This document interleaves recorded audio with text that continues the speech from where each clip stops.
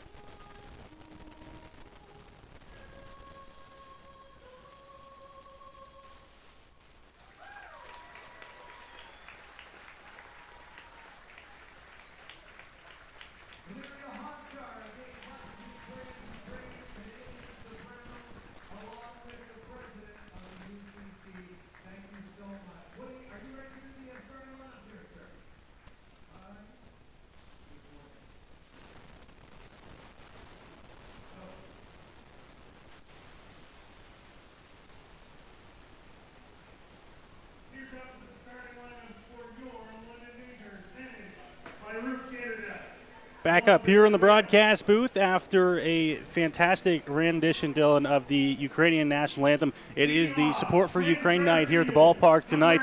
They're taking donations here, and overall, it was a good performance out there on the field. Beautiful performance of the Ukrainian national anthem there, and there are shirts on sale. There are things on sale here at Labatt Park to benefit the relief efforts in Ukraine right now. And I believe I heard, Noah, and I can't confirm this 100%, but I believe I heard that the Majors and the Ukrainian London Society are going to be matching 50-50 winnings up to $1,500. So should be a pretty good night for Ukraine relief efforts here at Labatt Park.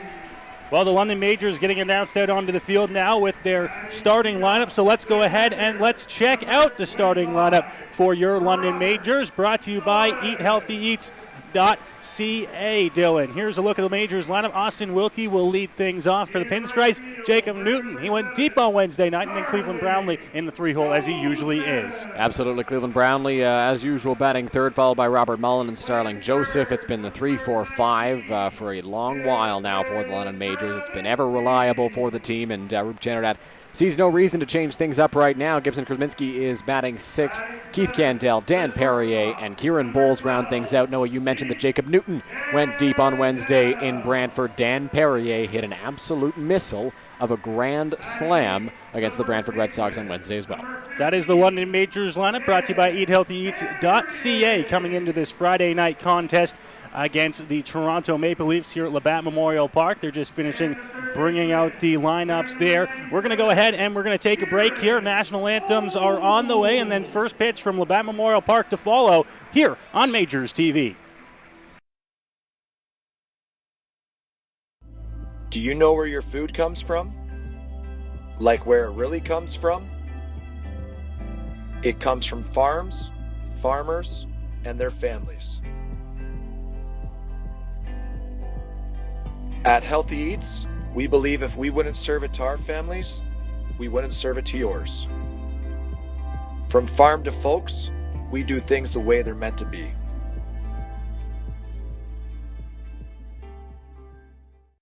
Here we go. Believe me, you've never heard a talk show like this. I'm sleeping with Joe Carter. By the way, Joe did not touch them all. Yeah. I have to say, your voice is fantastic. Meet Smitty. Listen, I'm the brains here. And Mitty. And I'm the good-looking funny one. This is the Smitty Mitty Show.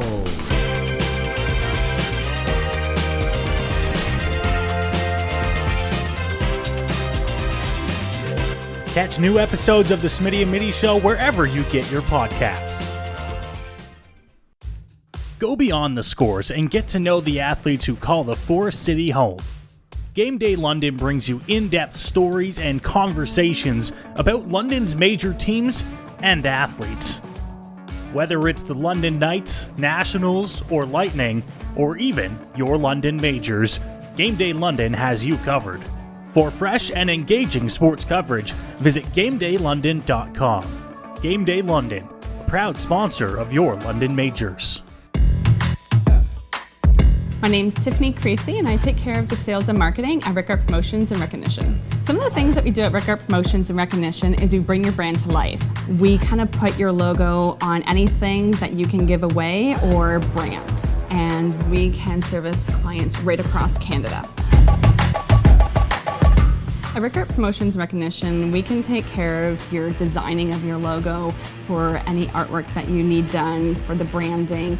And a lot of people don't realize we can do that here. We also have our in-house production that we take care of your order from start to finish right here at our one location. So with keeping everything in-house from graphic design to in-house production, we're able to get you your order a lot quicker with faster turnaround time. We'll help gather your ideas together, give you some options to kind of narrow down the search for you, whether it be from your apparel to promotional products. And from there, we'll get your mock-ups done, proofs done, order done, and the quality control is right there all along the way for you.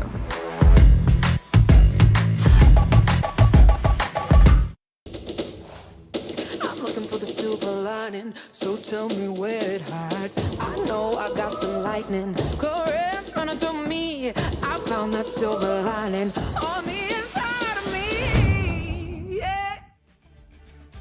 Back here inside the ballpark as anthems are complete and we get ourselves ready to go here from Labatt Park. It's Friday night and the Toronto Maple Leafs are in town to take on the London Majors here. A good one on tap for you from the Forks of the Thames. Dylan, let's go ahead and check out the starting pitchers for the London Majors and for the visiting Toronto Maple Leafs. You see it there on your screen. Pedro de los Santos getting the start for the Majors tonight. He's going to look to try and turn things around.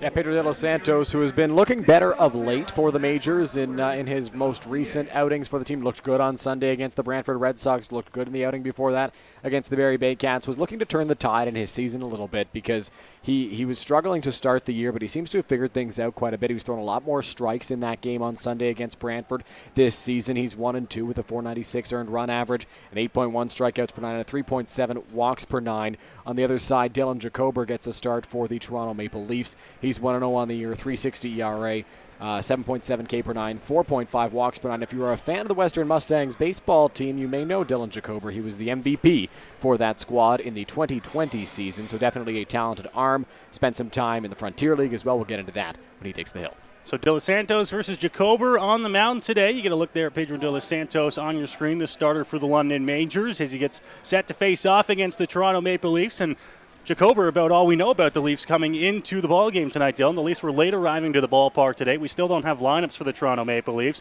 Just know the starting pitchers. So it's going to be a little bit of fly by the seat of our pants tonight up here in the press box. Absolutely. When you see that first hitter walk up to the plate, it'll be the first time we see who's coming up to lead things off for the Toronto Maple Leafs. We've got no real idea up here in the press box of who is going to bat first and what the order looks like for the Toronto Maple Leafs. So Pedro De Los Santos finishes up down there on field level, and the London Majors and Toronto Maple Leafs getting set here on a gorgeous night at Labatt Memorial Park. It is a little bit breezy, but the sun is out. And a good crowd on tap here to see this one in.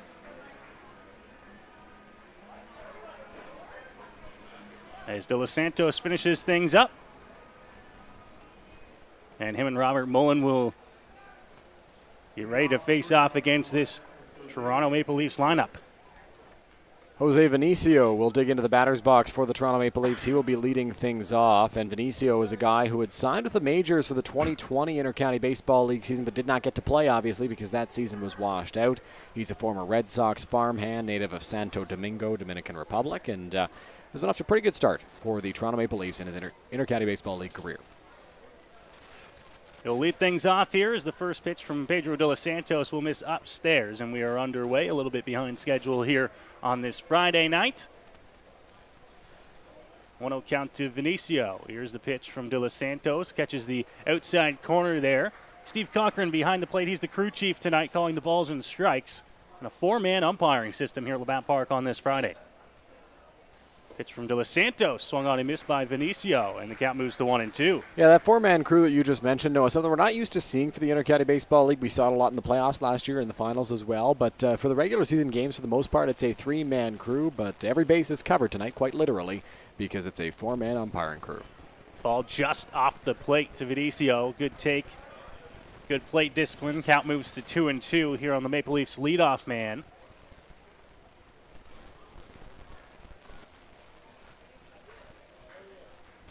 De Los Santos grabs his sign. He's into his windup. Pitch off the end of the bat into center field, shielding from the sun, but able to get there in time to make the catch. And there's one gone to start the ball game. Pretty good wood on that baseball from Jose Vinicio, the leadoff man for the Toronto Maple Leafs, and a good job by Austin Wilkie out in center field, making that grab, ranging over to his right, shielding his eyes from the sun. That sun can be tough if you're out in the outfield, especially early on in the ball games here at Labatt Park in the summer at 7:30, the start time, and a good job by Wilkie, making sure he could see that baseball and coming down with it. Sun sets right behind the grandstand here, and for the first couple innings usually on these summer nights, the sun sits at an angle that makes it tough to see. Pitch outside from De Los Santos, and the count moves to 1-0. Not quite as tough as it is in Brantford, where they often have sun delays just because of the positioning of the ballpark, but for the outfielders here, it's not easy. Such was the case on Wednesday night when the Majors were in Brantford to take on the Red Sox. Game got started about a half hour later than scheduled because they needed to wait for the sun. Which is always tough. Already late starts in Brantford on a Wednesday. Pitch from De Los Santos there for a strike. Gets back into the count now. That moves to 2 balls and a strike now.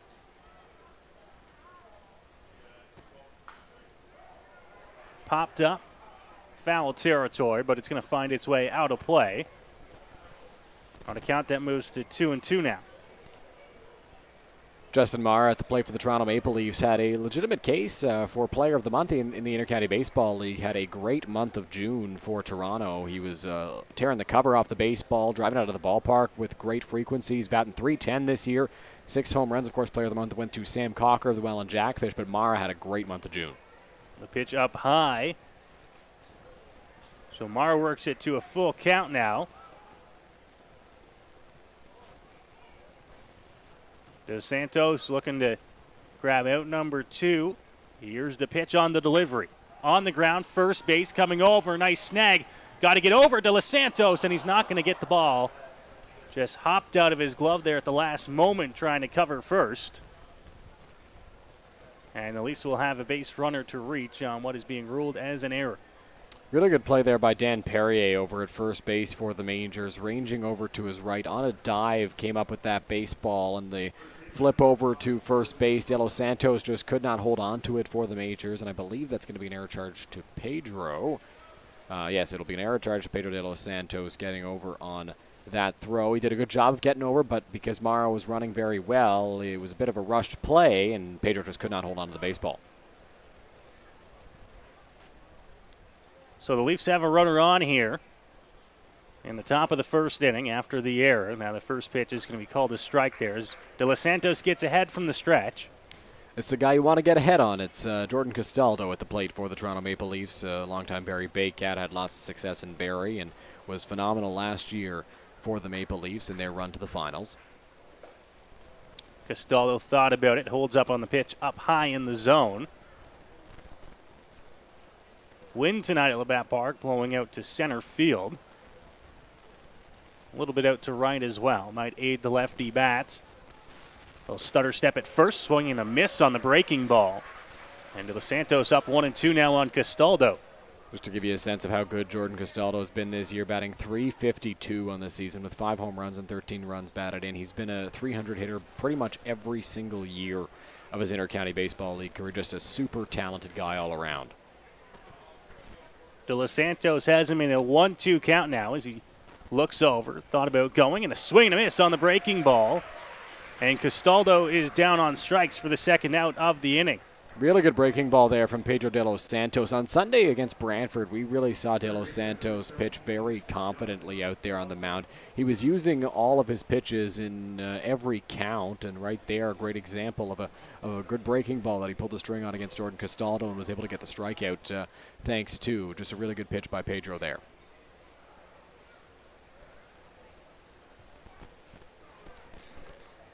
So now Pedro De Los Santos working with a runner on. Now 2 outs in the inning after the strikeout. First pitch low. And the count moves to a ball and no strikes here on Salazzo.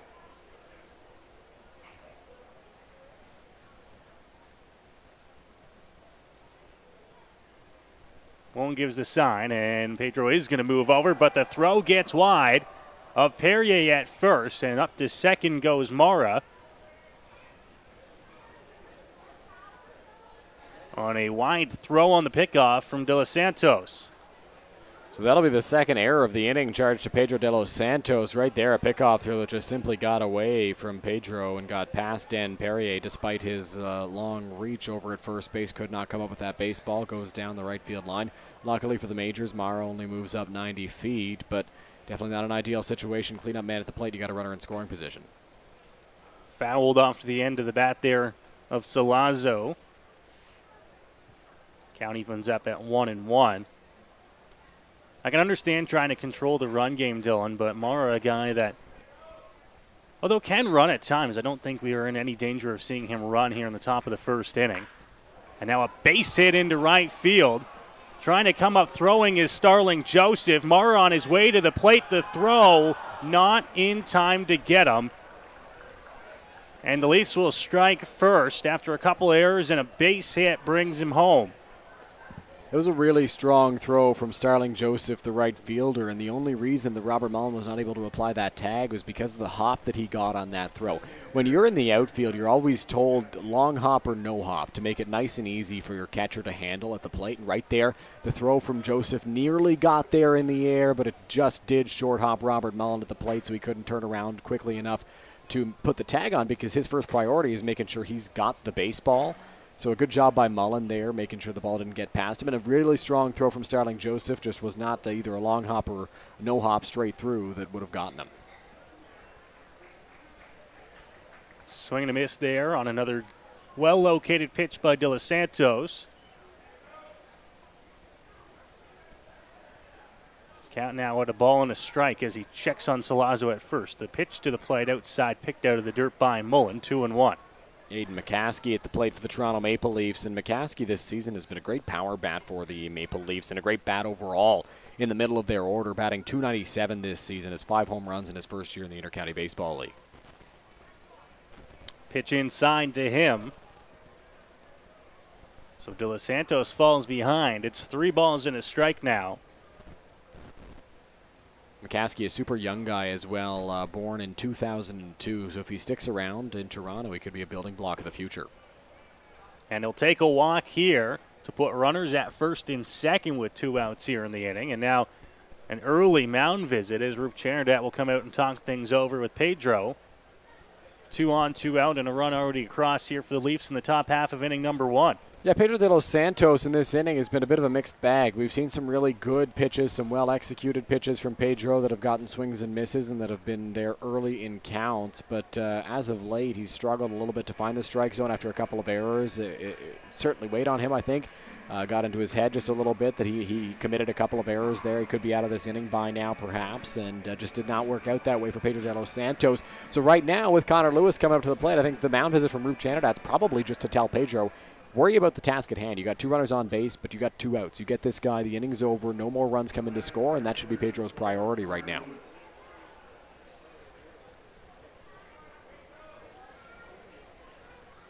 Leafs looking to build on an early 1-0 lead here in London. De Los Santos to the plate. This one hit off the end of the bat. Shallow center field. Going to be a tough play. Newton out to center, and that ball's going to drop in front of the center fielder. Roll past him. 1 run's going to come in to score. They're going to hold McCaskey at third. And it's going to be another run across for the Maple Leafs.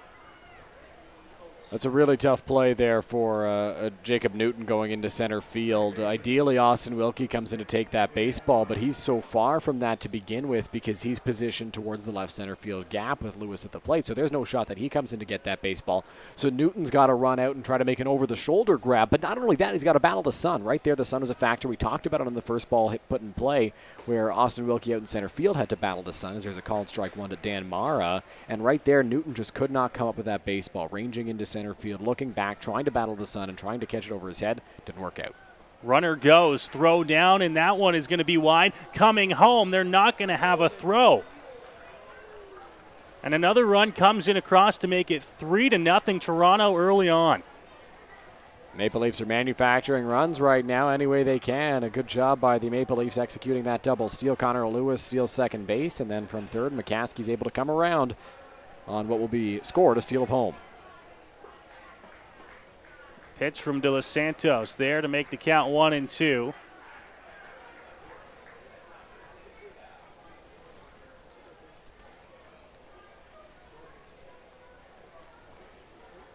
And now this one chopped, but it's going to be foul off the foot there at the plate.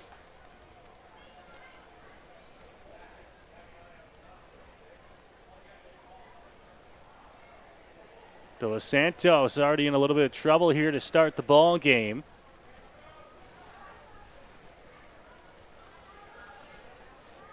Leafs with a 3-0 lead. Still pressing with a runner in scoring position. Pitch to the plate is going to miss low. Count to 2 balls and 2 strikes now. Right now, Pedro's not missing by much, but he is just missing a little bit. Right there, that pitch nearly clipped the knees, but was a little bit below them, and that's ball 2. Now a ball fouled off towards the Majors bullpen.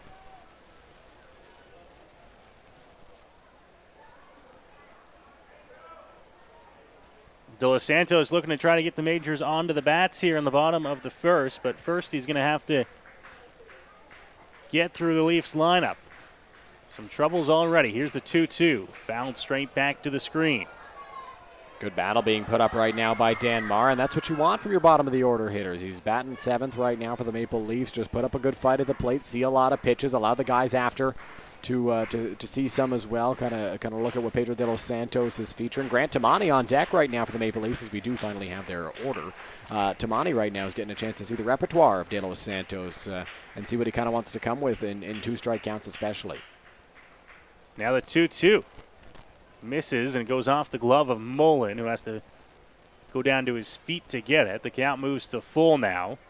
On Sunday, Reese Dumani and I, who were on the call for the Majors game against the Brantford Red Sox, talked about how efficient De Los Santos was in that contest and how well he was working, how he was getting ahead of batters. Right now he's at 32 pitches through 2/3 of an inning, Noah, so his pitch count is getting quite elevated for the Majors. Crowd trying to help him out here to get through the first. This one hit, but it's going to be fair as it goes over top of the third baseman and Bowles, and another run is going to come in to score to make it a 4-0 Leafs lead here in the first inning. If there's a positive takeaway right now for Pedro De Los Santos, it's that none of these balls have really been hit overly hard. Right there, that one got in the hands of Dan Mara, and he flared it over the third baseman, Kieran Bowles' head, and Bowles didn't really have a shot at making a play on that baseball just because it was hitting the perfect spot, and sometimes that just happens. It drops right over top of you. It's too high for him to jump and come down with it, but at the same time, he's not going to have the time to run out into left field and try to make a basket catch on that baseball. Hit it into a perfect spot, and a run scores because of it. Strike called here on Grant Tamani to start off the at-bat to him. Mara stands at first after the single scored a run. Now another one across the plate, 0-2.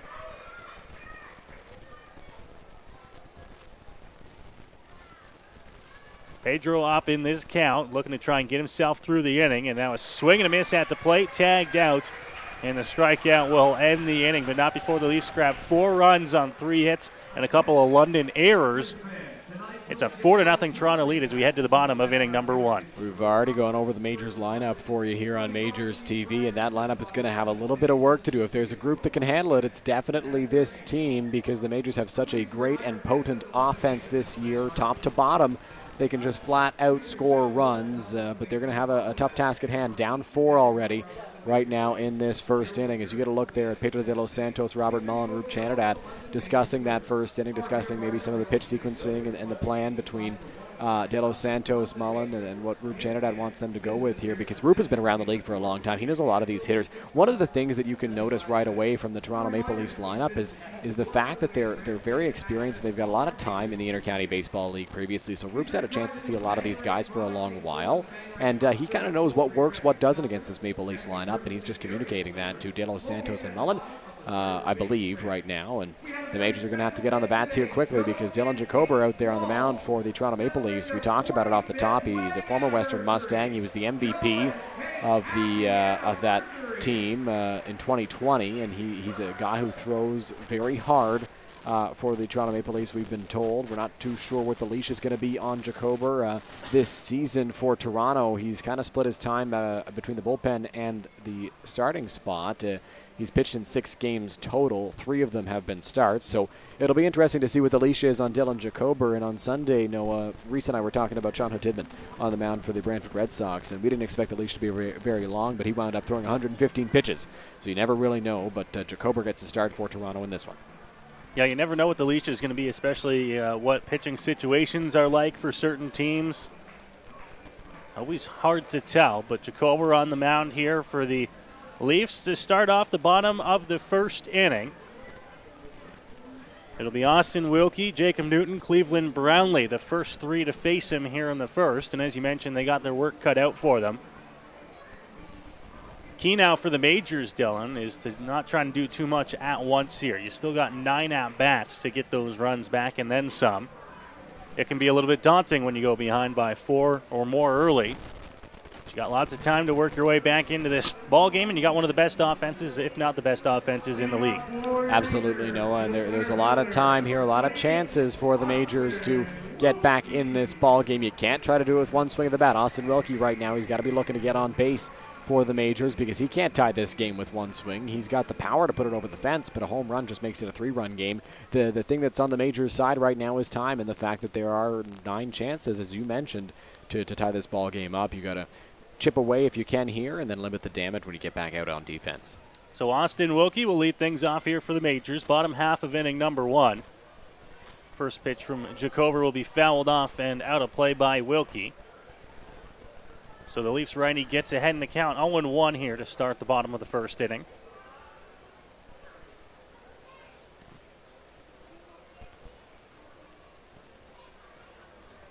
Grabs his sign, and now Wilkie's going to drill one out to left center field, tracking back towards the warning track, and this one's going to take a hop and bang up against the fence in left center, and Austin Wilkie will stroll into second base with a leadoff double here in the inning.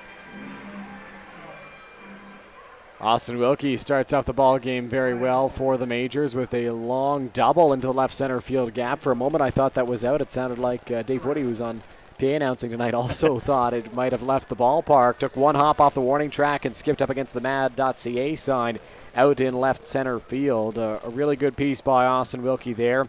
Absolutely drove that ball. Now he's in scoring position, nobody out for Jacob Newton, and this is what that Majors offense can do to you. So Newton now looking to continue on here in the bottom of the first inning for the Majors. Already down 4 runs, but Austin Wilkie doing his piece, starting off the inning.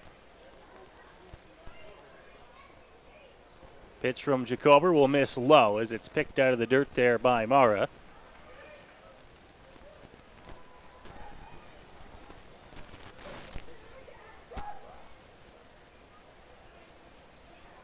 not a big lead at second base as he's held on by Vinicio.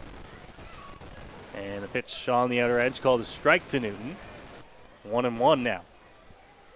Jacob Newton's been on a tear lately for the London Majors. He's been very hot of late, and that's led to Roop Chanada trying to get his bat in the lineup any way he can.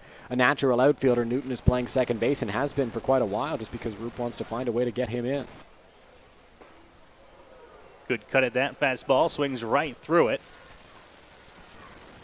For the second strike on Newton. Brownlee stands on deck for the Majors.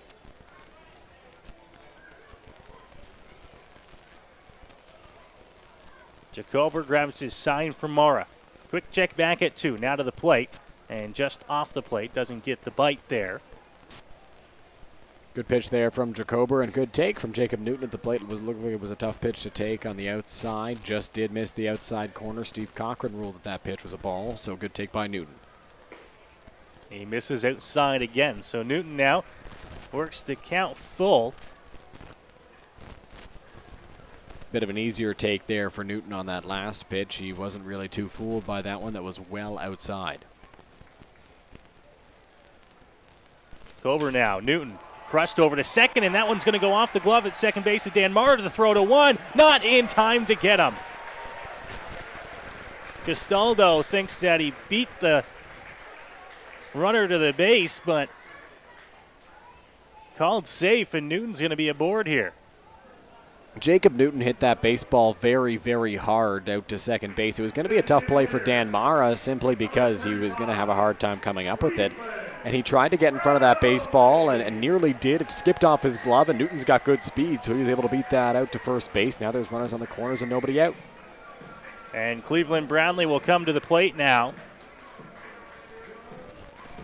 with a chance to put a little bit of dent in the deficit.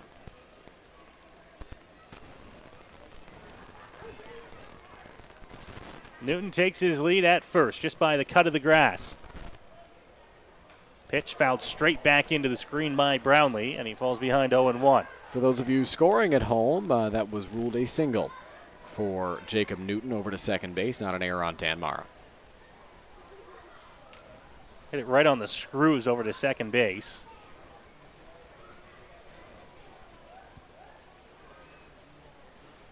Brownlee leading the IBL with 9 long balls this season. Pitch to the plate, and he chases a off-speed pitch outside, and he falls behind 0-2.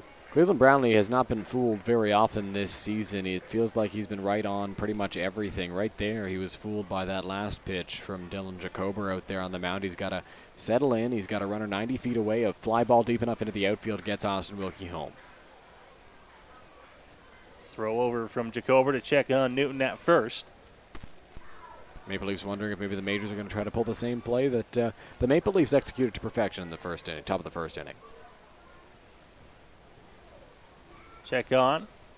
Newton not going. Pitch inside, and that one's going to drill Brownlee.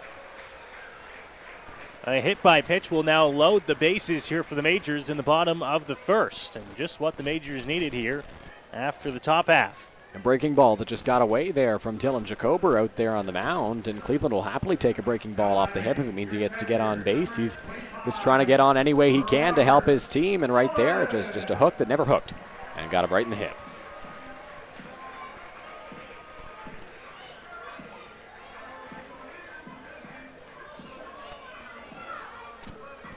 From one IBL leader to the next as Robert Mullen comes to the plate, and we know what he's done with the bat so far this year. Leads all IBL hitters with a .440 average coming into play today.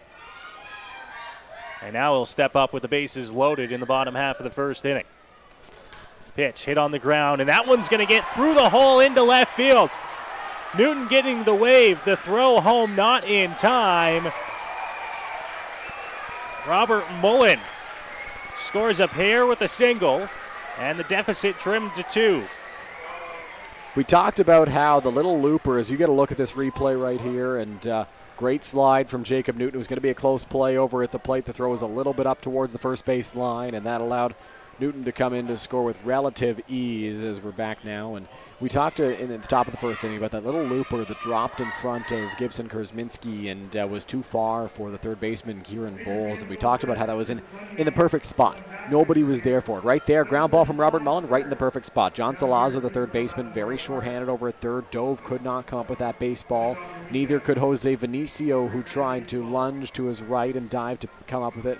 Just got right past him, and it's a base hit for Robert Mullen that scores 2, and the Majors have halved the deficit.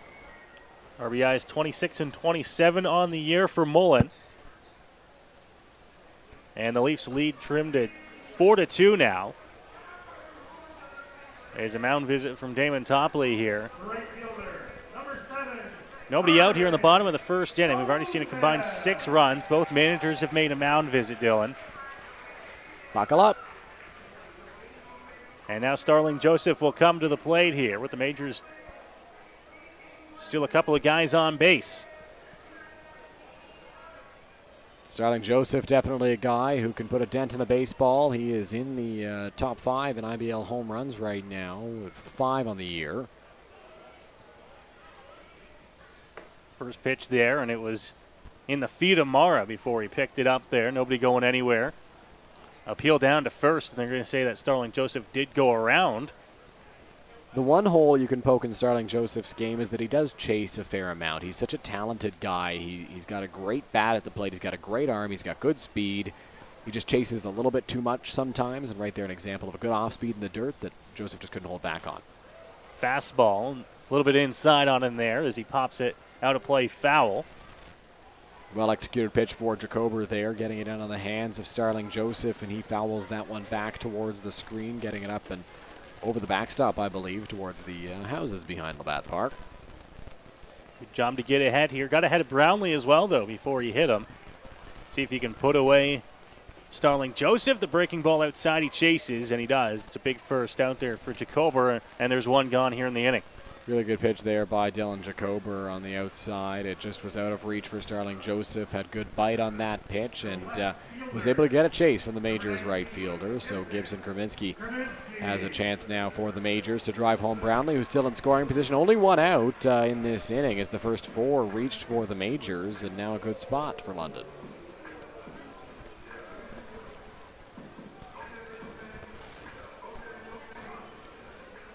Majors looking to come back from a early 4-0 deficit. They've got 2 runs across here in the inning. First pitch is going to miss low and inside to Gibson Kurzminski, and the count moves to 1-0.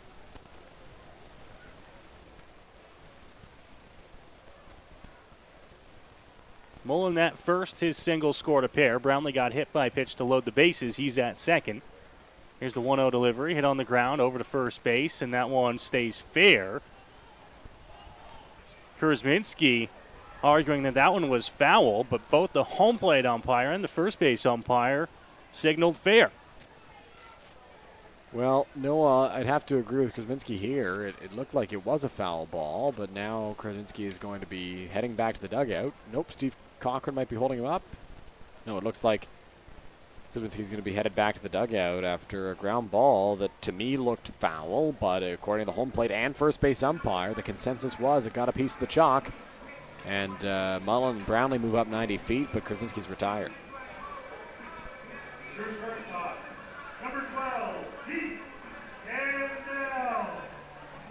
So now Keith Candell,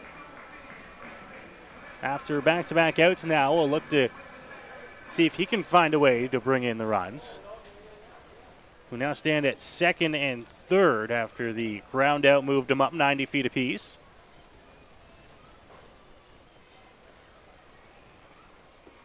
Curveball dropped in there for a strike, and the count moves to 0-1. Dylan Mullen a little bit more fleet of foot than Brownlee, so a chance here of a ball in the outfield can score a pair. Yeah, a ground ball into the outfield could score 2 here, especially because the runners are going to be going on anything with 2 out. If you put a ball into the outfield grass, there's a very, very good chance the Majors tie this ball game up. Mullen's got to be on his horse right from the get-go. Leafs outfield can't play too shallow, though. You get a look at it, a good look at it there on your screen of how they're playing Keith Candell, who's been swinging the bat well so far this year. And now he's going to put one up the middle, coming across Vinicio. The throw to one is going to be in time to get Candell. So a little bit of early trouble in the bottom of the first inning for Jacober. 2 runs come across the score for the Majors on 3 hits. But it's a 4-2 Toronto lead after the first here in London. You're watching London Majors baseball here on Majors TV. Do you know where your food comes from? Like where it really comes from? It comes from farms, farmers, and their families. At Healthy Eats, we believe if we wouldn't serve it to our families, we wouldn't serve it to yours. From farm to folks, we do things the way they're meant to be.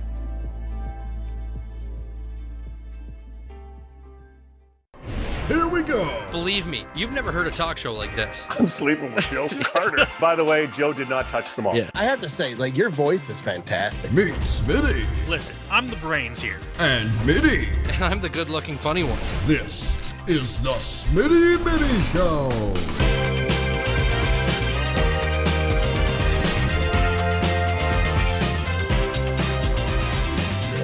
Catch new episodes of the Smitty and Mitty Show wherever you get your podcasts. Go beyond the scores and get to know the athletes who call the Forest City home. Game Day London brings you in-depth stories and conversations about London's major teams and athletes. Whether it's the London Knights, Nationals, or Lightning, or even your London Majors, Game Day London has you covered. For fresh and engaging sports coverage, visit GameDayLondon.com. Game Day London, a proud sponsor of your London Majors. Back here inside Labatt Memorial Park as we move along to the top half of the second inning. You see it there on your screen. Toronto 4, London 2 after the first complete inning here in London. Pedro de los Santos back out to the mound here. Dylan, after the first inning, a little bit of a talking to from Roop Chanderdat to Pedro de los Santos. You think that's just to calm him down, say, hey, we still need you to get some innings in this ball game for us. We can get the bats going. Let's hold them here. I think that's probably what it was from Roop Chanderdat, just trying to calm his pitcher down and make sure he's still locked in for that second inning, making sure him and Robert Mullen are on the same page with their pitch execution and their pitch sequencing, and just trying to make sure that his pitcher's ready to go for the second frame of action because 6 hits total in that first inning, 6 runs total in that first inning as well, 3 hits on each side as you see on the scoreboard there, and then the Majors scored 2, the Maple Leafs scored 4. It was an eventful first inning, but Pedro's got to stay on task here and get some outs. He's got the number 9 hitter and then the top of the order to deal with. We'll see how he handles it. So Pedro ready to go here to start the top half of the second inning. His first pitch called a strike by home plate umpire Steve Cochran, and he gets ahead 0-1. Greg Carrington at the plate for the Maple Leafs, the only guy in this Toronto lineup who has yet to hit in this ball game. He'll take that one outside, even the count up at 1 apiece. Leafs scored 4 runs on 3 hits, a couple of London errors in the first inning. That one missing outside, 2 balls and a strike now.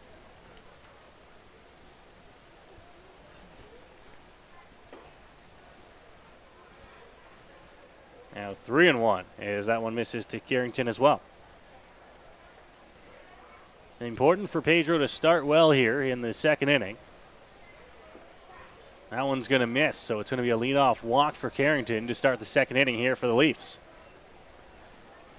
It was a good pitch there from Pedro de los Santos. Just did miss the outside corner, according to home plate umpire Steve Cochran.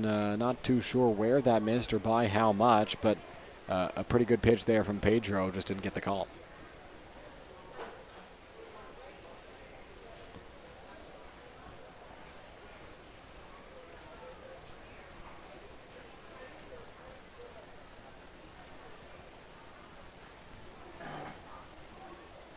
So Santos to the plate. That one's going to be fouled off. Well out in front of that one. Benicio, and the count moves to 0-1. Back to the top of the order for the Maple Leafs. They almost batted 9 guys in that first inning, but Benicio gets the second at-bat of this top of the second. He's already got a runner at first. Flew out to Austin Wilkie in his first trip to the plate. Has yet to record a hit against the Majors this season. Pitch outside. Mullen with a quick pull back there. Thought about throwing down to Carrington at first, but he was back quickly. Mullen, not a guy who hesitates to throw over if he thinks your lead is a little bit too big, but right there, just wanted to make sure Carrington was staying close. Now hit the other way towards the line, and that one is going to drop foul. Starling Joseph gave it a good run, but it was about 5 feet to the right of the line. And Vinicio will have to head back to the batter's box with the count now at 1-2. It's going to be a very tough play for Starling Joseph to make well into foul territory there. Vinicio got a good piece of that baseball, drove it a long way, and Joseph just could not come up with it.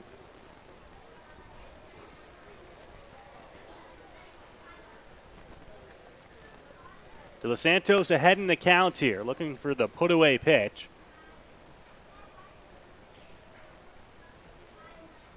Checks, goes to the plate and misses low.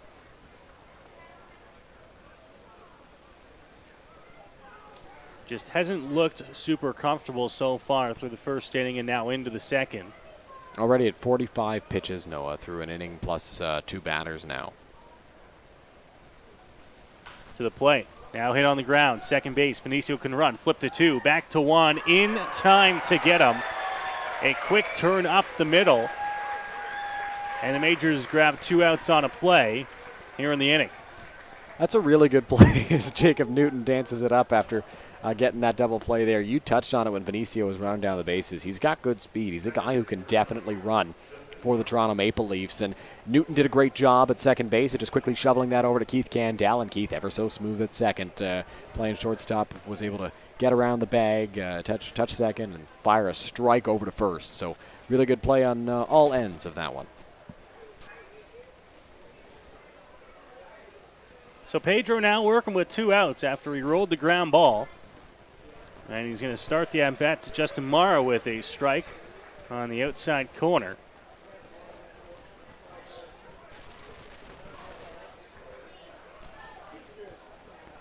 Ready to go again. Now to the plate. Just missing off the outside edge. Mullen, I think, wanted that one. Doesn't get the call. 1-1. Yeah, Steve Cochran hasn't really been calling the pitches on the outside corner. We saw a ball forward to Greg Carrington was nearly in the same spot, but Cochran did not bite, so he's not really calling the outside on the lefties.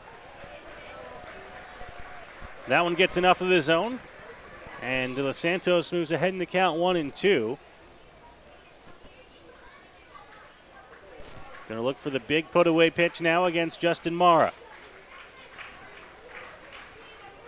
Popped up. Mullen back behind the plate.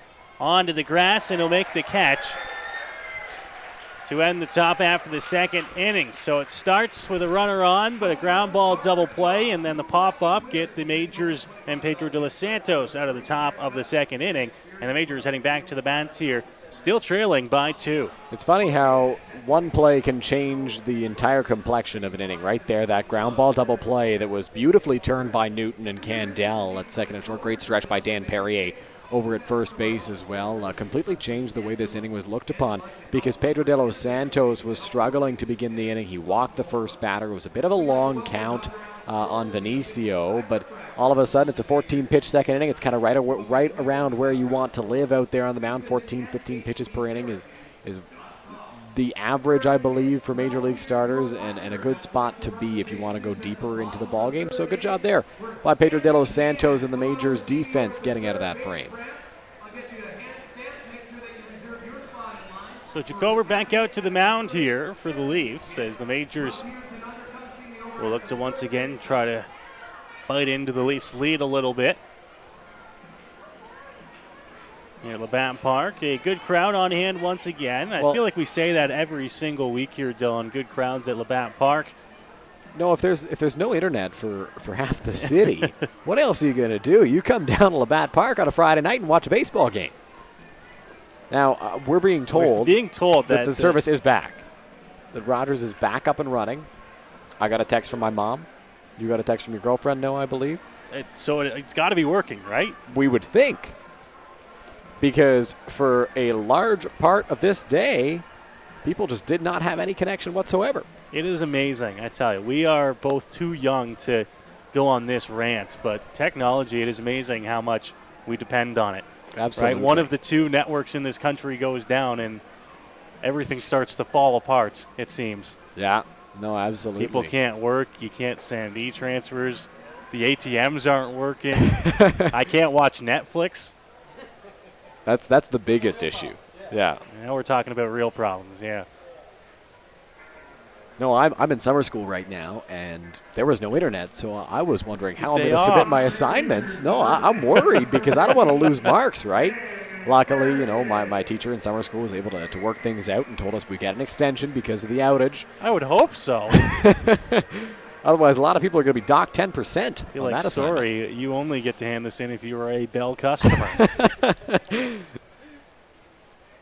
Underway here to start the bottom of the second inning as the first pitch to Dan Perrier is going to be fouled off and out of play.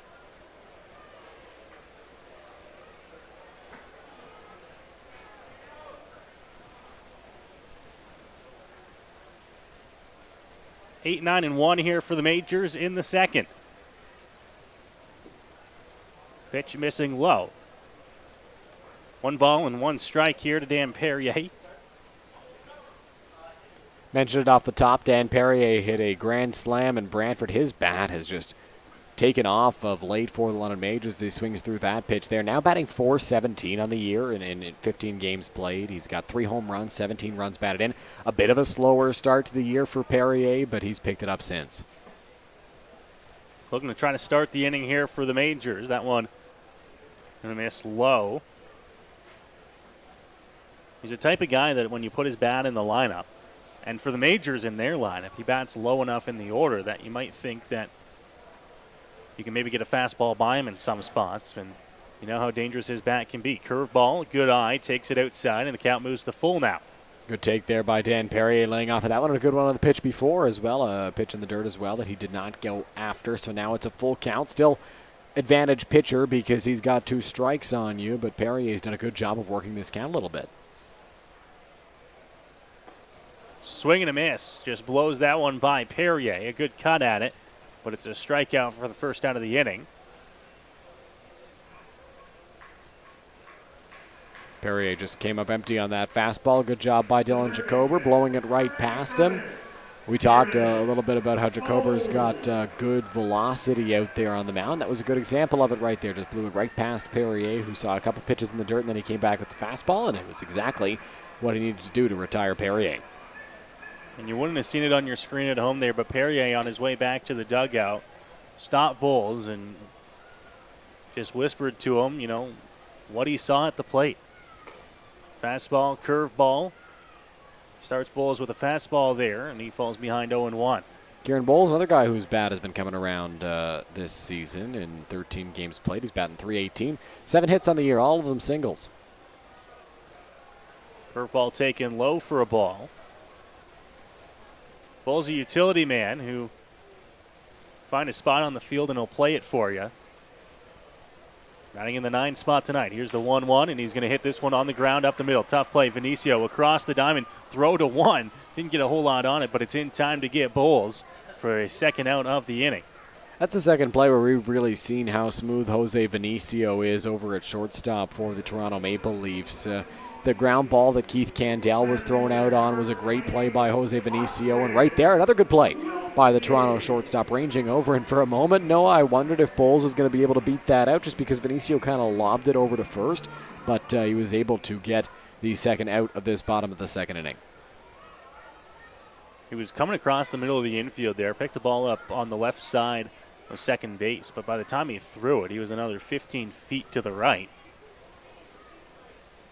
Grabbed his footing, got a good enough throw off to 1, and it beat Bowles for the second out. So it puts us back to the top of the order, and Austin Wilkie gave a ball a ride to left center field his first time around for a leadoff double in the first. And now he's going to rip one into right field for a base hit. Austin Wilkie's got a couple of hits already in this young ball game. And the Majors have a base runner with 2 outs in the inning. No, I think I mentioned this a couple of games ago with Austin Wilkie, but after a slow start to the year, he's turned things around at the plate. Now batting .245 coming into today. That's only gone up with the 2 hits that he's got in this ball game. But there were a lot of offers to start the year for Austin Wilkie. He didn't play in a game between May 29th and June 19th. Finally got back into one against the Barrie Bay Cats on Pack the Park Day. Got a double in that contest, and 3 hits in his next game, including a home run. He's been on a tear for the Majors, and anytime you can get more guys hitting, the Majors have so many great bats in their lineup, and if you got 10 guys rolling, it makes it a difficult decision, but it's the kind of difficult decision you love to have. Ball off the end of the bat. That one's going to drop in front of the left fielder, Tamane. And back-to-back two-out hits for the top of the Majors order will bring Cleveland Brownlee to the plate.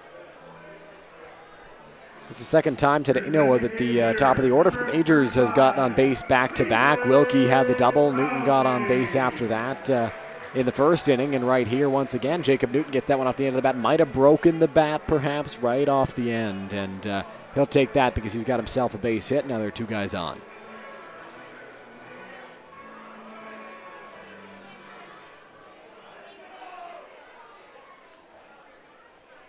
First time around, just last inning for Brownlee. He got behind in the count 0-2, but then a breaking ball that did not break enough hit him.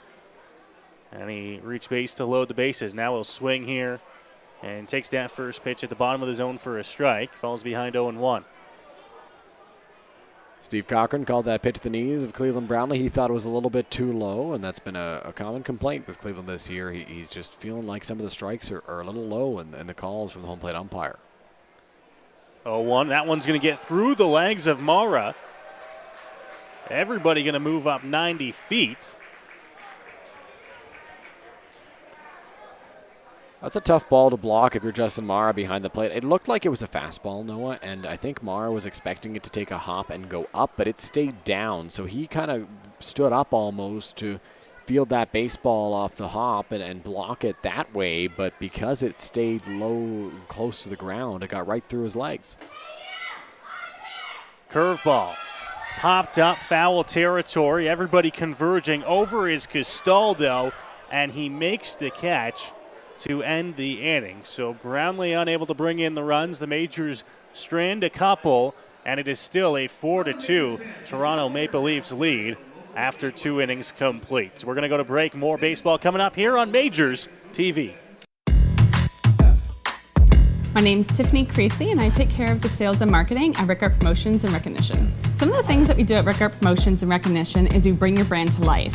We kind of put your logo on anything that you can give away or brand, and we can service clients right across Canada. At Rickard Promotions Recognition, we can take care of your designing of your logo for any artwork that you need done for the branding. And a lot of people don't realize we can do that here. We also have our in-house production that we take care of your order from start to finish right here at our one location. So with keeping everything in-house from graphic design to in-house production, we're able to get you your order a lot quicker with a faster turnaround time. We'll help gather your ideas together, give you some options to kind of narrow down the search for you, whether it be from your apparel to promotional products. And from there, we'll get your mock-ups done, proofs done, order done, and the quality control is right there all along the way for you.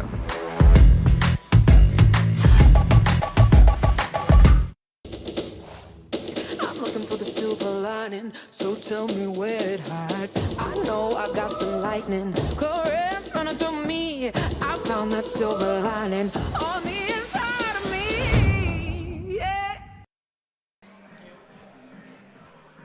Back here on Majors TV as the London Majors and Toronto Maple Leafs doing battle here in London. A gorgeous night for baseball to kick off a busy weekend for the Pinstripes, Dylan.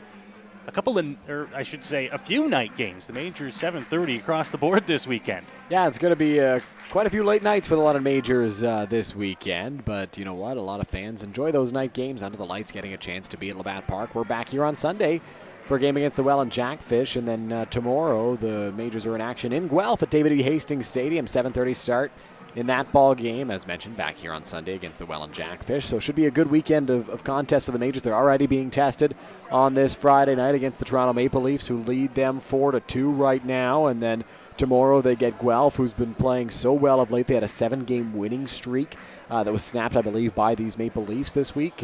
So Guelph's playing a great baseball right now. And then Welland, who's top of the standings. So it's going to be a tough weekend for the Majors. It's going to be a real test to see what they're made of.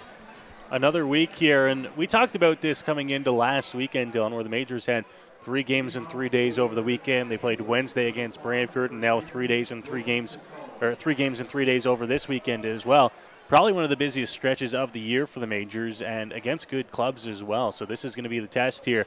And if the Majors can come out with a few wins this weekend, can go a long way in the standings in the regular season. First pitch of the inning, hit on the ground over the first, bobbled by Perrier, but he's going to recover and take it himself over to 1 in time. And a quick first out for Pedro de los Santos on the mound, just what he needed here to start the third. Yeah, exactly what Pedro needed. A good play by Dan Perry over at first. Quick recovery as well, so a good job by the Majors first baseman. And you talked about how it could go a long way in the standings. No, it could go a long way for the Majors' confidence, too, because right now the Guelph Royals aren't really threatening the Majors, though they are close and they are climbing in the standings. They're 2.5 back of the Majors. So while this weekend's not exactly a make or break for the Majors' standings with Guelph, if they're able to beat a hot Guelph Royals team, that goes a long way for the confidence. It shows them that they have the capability to take it to the Guelph Royals, who have so many talented bats and great arms as well.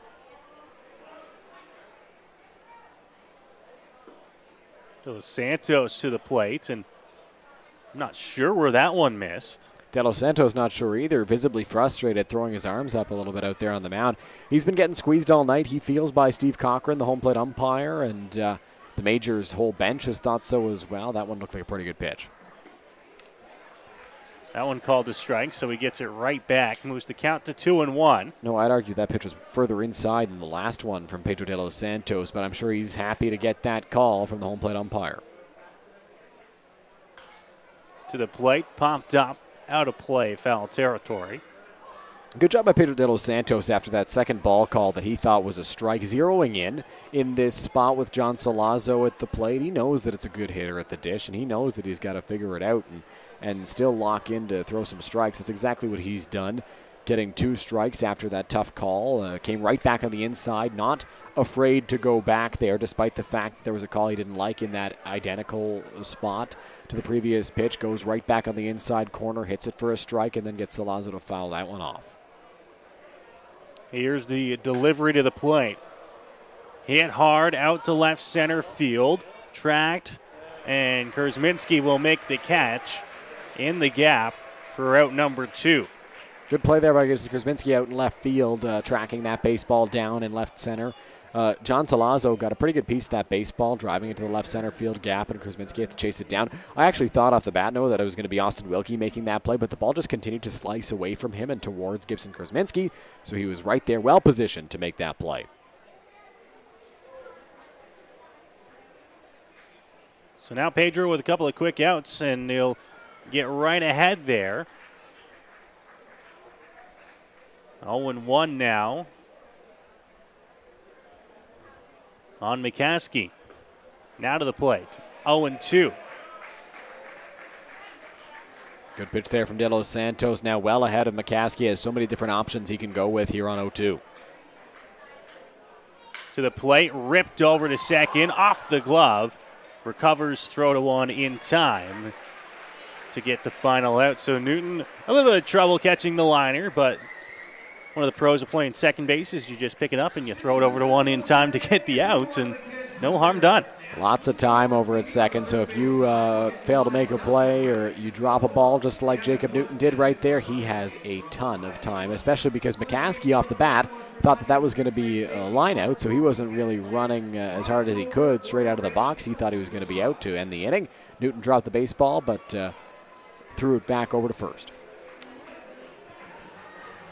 We'll check out the standings in the Intercounty Baseball League right now. Coming into today's ball game, the London Majors, of course, right up there in first place with the Welland Jackfish, who actually have played a couple more games than the Majors. They have one more win, but the Majors and Jackfish sitting atop the standings, Guelph right behind them, and you see Toronto in this ball game sitting in that 5 spot, but still early getting to the halfway point of this season. Not totally out of striking distance. No, not at all, no, and especially because Toronto's been playing well of late. They lost to Barrie earlier this week at Christie Pitts, but they're doing well this year. They've always got good bats. They've got solid arms this season, the Maple Leafs do, and they're sitting 5 games out of first place right now. 2 games back of the Barrie Baycats for 4th in the Intercounty Baseball League, and they're within striking distance of the Guelph Royals as well, 2.5 games back of Guelph for that 3rd place spot. Things are pretty tight for the most part near the top. I mean, the 5th place team is only 5 games out, and then the distance begins to be created in the 6 through 8 spots. Kitchener 6, and then 7 and 8, Hamilton and Brantford. Those two teams battling it out in the Hammer tonight. There is no stream and no live score updates. I'm going to guess having to do with the internet outages that went through the province earlier, but according to the Hamilton Cardinals Twitter, they have a 3-1 lead over the Brantford Red Sox in the top of the third inning. Well, at least somebody's got the updates coming from Brantford. We thank the Hamilton Cardinals social media people for keeping us up to date with that contest. Obviously so difficult. We were coming into the ball game today, Noah, this afternoon near 1 o'clock. We weren't sure if we were going to be able to stream or if we were going to have any internet up here in the press box, but Matt Hiscox, Majors photographer and director of media relations, got here bright and early as he always does near 2 o'clock and was able to confirm that the internet was functioning up here in the press box. And here we are. We get the message around 1 o'clock in the afternoon. We got internet, guys. We're all good to go. So I wasn't even thinking about the Majors game at that time, and Matt's already here. As he always is, ready to lead things off here in the bottom of the third inning. Check swing, appeals down this time. It is a no swing, so the count moves to 1-0 here. Robert Mullen will lead things off. Starling Joseph behind him in the on-deck circle. The first two that'll greet Jacober here in the bottom half of inning number 3. Pitch bounces to the plate out of the reach of the catcher Mara and to the backstop, 2-0. If you'll recall, Robert Mullen had an RBI, 2 RBI base hit, I should say, in his previous trip to the plate in the first inning of this contest for the Majors to have the deficit. Since then, no runs have been scored for either team.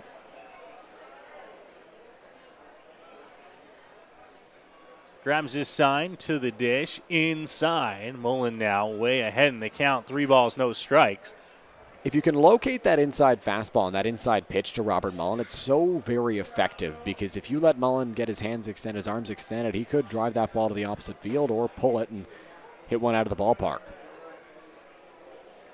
Jacober gets one back with the strike.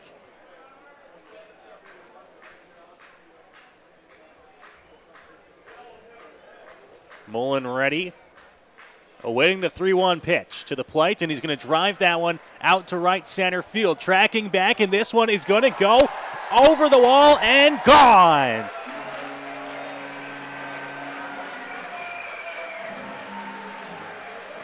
The hottest hitter in the Inter-County League just continues to swing the bat. Solo shot for Robert Mullen, and it's a 4-3 ball game. It feels like deja vu with Robert Mullen at the plate. He's got such good opposite field power. He just took that pitch on the outside part of the plate and drove it to right. It kept slicing towards the fence and went over the wall. A great job by Mullen, who's just been so good for the Majors. He ties his teammate Cleveland Brownlee for the Inter-County Baseball League lead in home runs with 9. Mullen has power to all fields and right there drove one out to right center. So now Starling Joseph to the plate here. The Majors down a run now after the solo shot off the bat of Robert Mullen.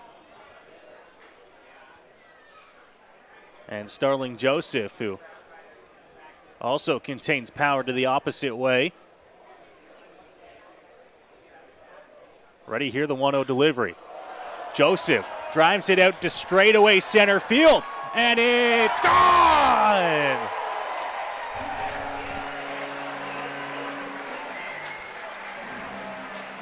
Mullen and Joseph go back to back.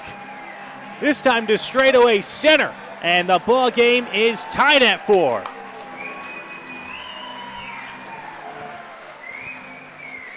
That was a missile, Noah, off the bat of Starling Joseph. He launched that baseball to center field. He knew it. There are times when you just know you barreled that baseball up perfectly, and that's exactly what Starling Joseph did right there. Belts it out to center field. He's got so much power. How many guys, Noah, off the top of your head, can take one out to dead center at Labatt Park? Starling Joseph did just that. A tank of a home run for Starling Joseph, and all of a sudden, this ball game is tied.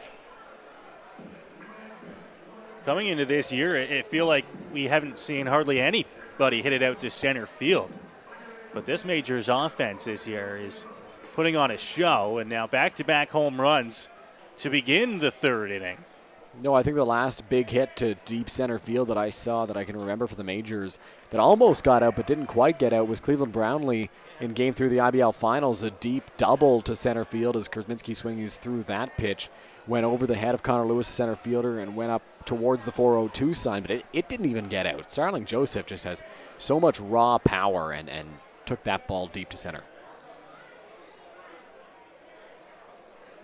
Pitch is going to miss off the plate on 0-2 here to Gibson Kurzminski.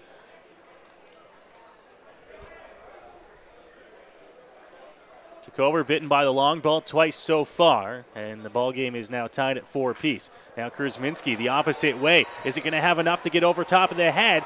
It will as it rolls up against the fence. Kurzminski into second, and he's going to hold up there. Third straight extra base hit for the Majors. And Kurzminski aboard at second with a double. Great job by Gibson Kurzminski there, driving that ball the opposite way, and we've seen him do that a few times as well. He hasn't hit a long ball yet for the Majors, but he slapped that ball to the opposite field, got it in the left center field gap, and is able to stand in scoring position. Still nobody out in this inning. No, it was led off by Robert Mullen, who went yard, and then Starling Joseph went yard, and then Gibson Kurzminski hits that one to left center field. There's a runner in scoring position, nobody out. Hasn't been a great start to the inning for Jacober, but has been a phenomenal start to the inning for the London Majors, who have tied this ball game up and now look to create a lead here in the bottom of the third.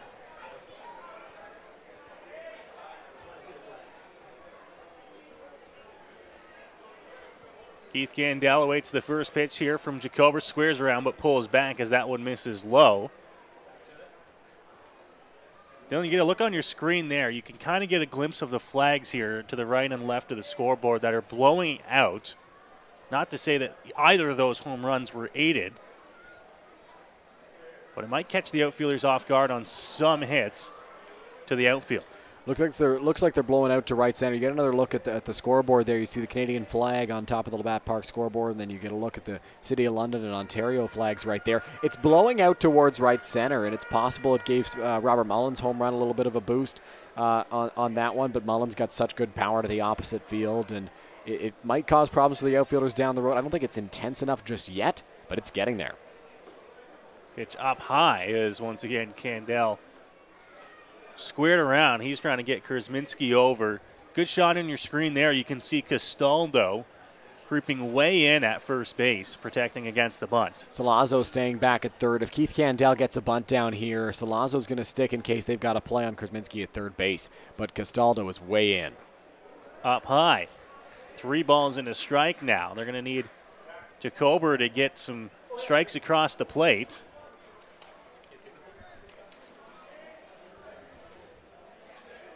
Three and one. Castaldo will back up just a bit to the edge of the grass. That one's going to miss.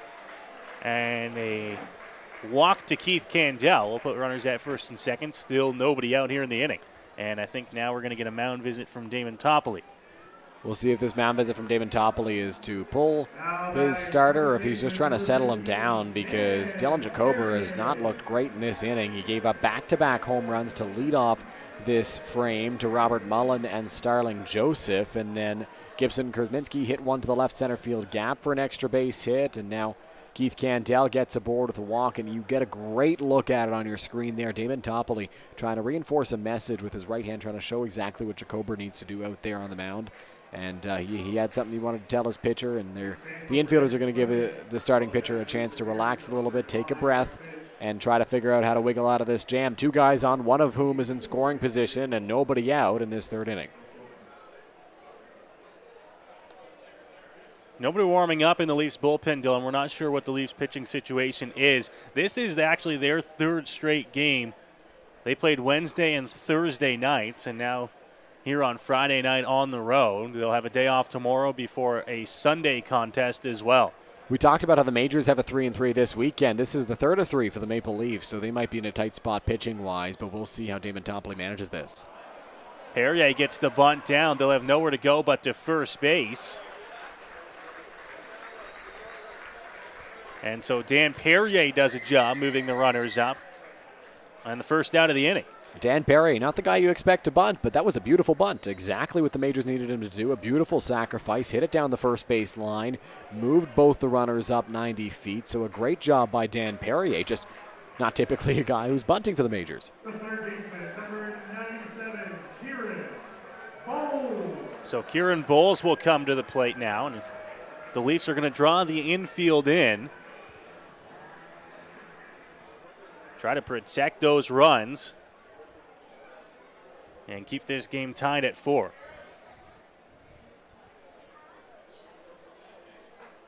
Jacober ready to the plate. Bowles will take the first pitch on the edge for a strike, and it's 0-1. Good pitch there from Jacober, hitting the outside corner there as Kieran Bowles held off on that first pitch, wanted to see one and kind of get in the right mindset here. If he's able to bloop one over the shortstop or second baseman's head, maybe 2 score. Ripped to third base, picked up on a hop. Salazzo, the throw to one in time. So bringing the infield in works out perfectly for the Leafs. And a big out number 2 here in the inning. John Salazzo, so sure-handed over at third base for the Toronto Maple Leafs. Made a great play there on a ball that was hit pretty hard by Kieran Bowles. Scooped it up and fired a strike over to first. And you talked about how bringing the infield in paid off because Salazzo was in there. He was able to field that ground ball and ensure that Kuzminski did not even think about going home. He had to retreat back to the bag because he would have been thrown out. And now with 2 out, the chances are a little bleaker for the Majors, though they still do have 2 guys in scoring position.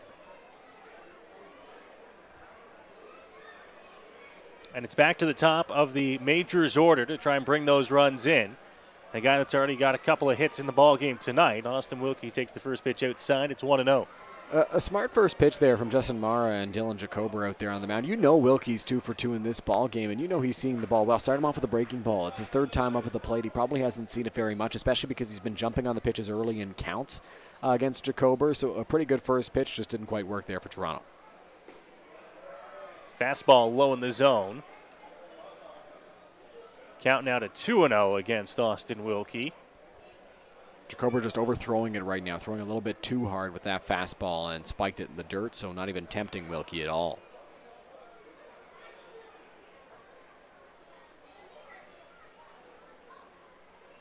Here's the 2-0 delivery. Trying to stay away from Wilkie here. And it's 3-0. Not a bad idea against a guy that's 2 for 2 in the ball game. You do have a base open. If you'd rather face Jacob Newton, although I don't know if that's going to be any easier of an at-bat. Here's the 3-0 delivery. Right there to Wilkie. 3 balls and a strike. Yeah, Wilkie 2 for 2 in the ball game. Jacob Newton 2 for 2 in the ball game as well. So you're going to deal with somebody who's been perfect so far, no matter how you slice it. Whether you let Wilkie get on here or whether you face him. 3-1, pitch off the plane, and Wilkie will walk to load the bases.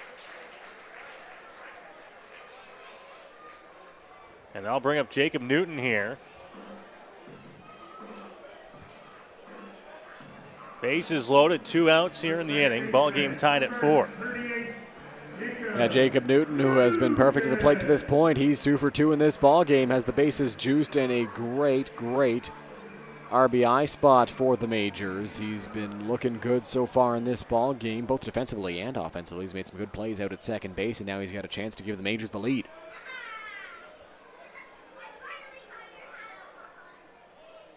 Jacober ready to the plate. First pitch popped up.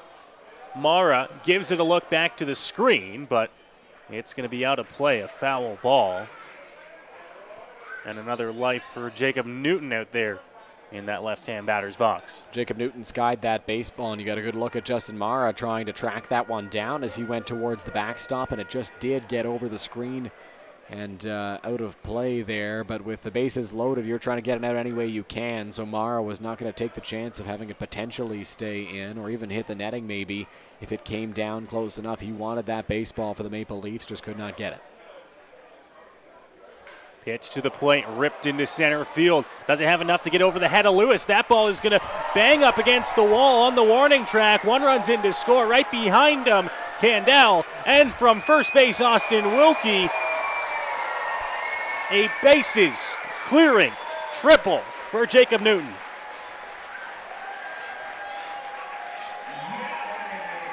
Jacob Newton crushed that baseball to center field. It kept carrying and carrying and carrying. He barreled that one up. It got over the head of Connor Lewis. It was going to be a very hard play for him to make. He was racing back towards the warning track, but could not come up with it. It was just too far for him to make a play on right there. So the bases are cleared on a long triple for Jacob Newton. Looks like finally some action down in the Leafs bullpen, although not in any hurry, it looks like. There's a big swing and a miss from Cleveland Brownlee, and he falls behind in the count 0-1. Off speed, the Brownlee chased in the opponent's batter's box, or other batter's box, I should say. Got hit by a pitch in his first trip to the plate and then popped out in foul territory the last time. He's got a runner 90 feet away, so he'll be looking to do some damage here. Another off-speed pitch. Brownlee well out in front of it as he fans on it. Seems to be the game plan for Justin Mara and Dylan Jacober out there right now. Cleveland saw a steady dose of off-speed in his previous trip to the plate, getting more right here. 0-2, they come again. Now Brownlee on this one. Hit over shortstop Vinicio. Strong throw, not in time to get Brownlee. And a run comes in to score to make it 8-4 Majors. An infield hit for Cleveland Brownlee. Scores another run for the Majors as you just missed Jacob Newton's celebration. He hopped up and got a high five there as he goes in to get some high fives after his long triple. And Cleveland Brownlee drives home another runner, extending his league lead in runs batted in and beating that one out. Cleveland hustling all the way down the line. Knew it was going to be a tough play in the 5-6 hole. Benicio made a great play running over and backhanding that, but the throw, he knew he needed a strong one. Probably overthrew it a little bit. It was a little high. It forced Casalo to come off the bag to ensure that he was going to catch that baseball, and Brownlee was able to beat it out.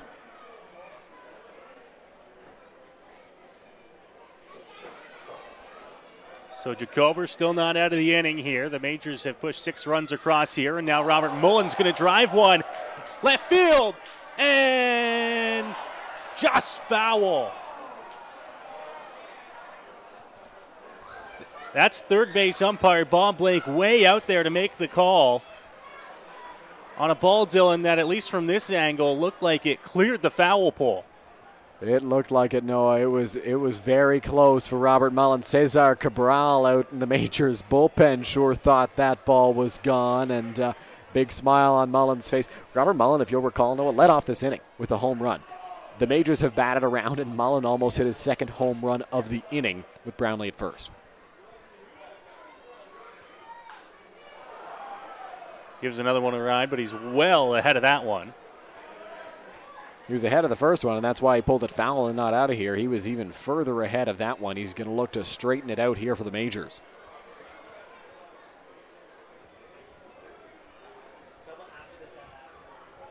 Oh, 0-2 here on Robert Mullen.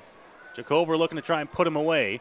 Off speed, well outside. Picked out of the dirt by Mara. It's 1-2. After Mullen was ahead of the first 2 pitches, not a bad idea to come back with the off-speed there. See if you can catch him flailing at one way too early on it, but Mullen does not chase the pitch outside.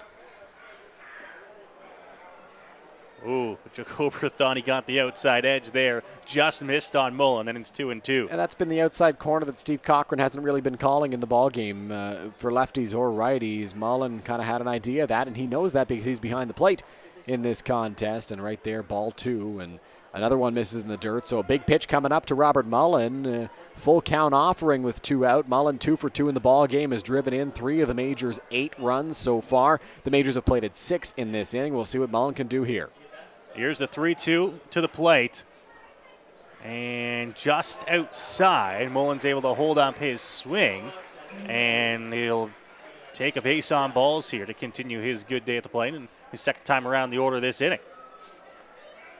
So Mullen is on base for the 3rd time. He singled, then homered, and now has walked. He remains 2 for 2 in the contest, and Robert Mullen is such a patient hitter. He's got a great idea of the strike zone, as I mentioned that last at-bat, because he's a catcher. He sees it the whole ball game. He knows what Steve Cochran is and is not calling, so he was able to lay off that tough pitch on the outside that more often than not you'll see guys take.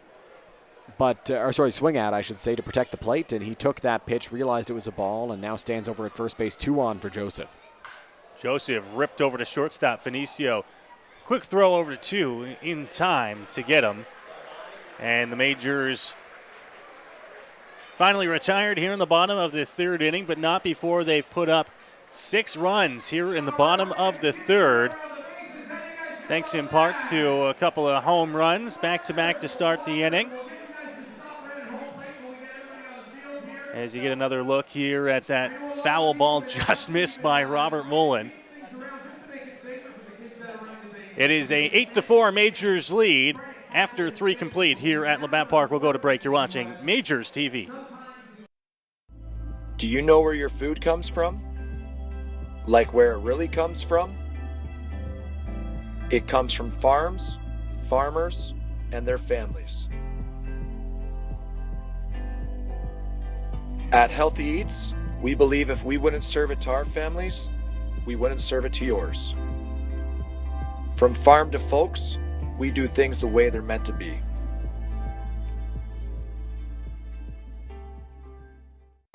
Here we go. Believe me, you've never heard a talk show like this. I'm sleeping with Joe Carter. By the way, Joe did not touch the ball. Yeah, I have to say, like, your voice is fantastic. Meet Smitty Listen, I'm the brains here. and Mitty. And I'm the good-looking funny one. This is the Smitty Mitty Show.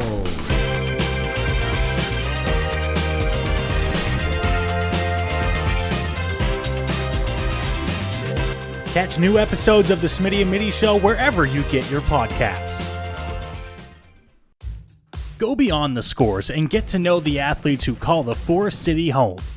Game Day London brings you in-depth stories and conversations about London's major teams and athletes. Whether it's the London Knights, Nationals, or Lightning, or even your London Majors, Game Day London has you covered. For fresh and engaging sports coverage, visit GameDayLondon.com. Game Day London, a proud sponsor of your London Majors. My name's Tiffany Creasy, and I take care of the sales and marketing at Rickard Promotions and Recognition. Some of the things that we do at Rickard Promotions and Recognition is we bring your brand to life. We kind of put your logo on anything that you can give away or brand, and we can service clients right across Canada. At Rickard Promotions Recognition, we can take care of your designing of your logo for any artwork that you need done for the branding. And a lot of people don't realize we can do that here. We also have our in-house production that we take care of your order from start to finish right here at our one location. So with keeping everything in-house from graphic design to in-house production, we're able to get you your order a lot quicker with a faster turnaround time. We'll help gather your ideas together, give you some options to kind of narrow down the search for you, whether it be from your apparel to promotional products. And from there, we'll get your mock-ups done, proofs done, order done, and the quality control is right there all along the way for you.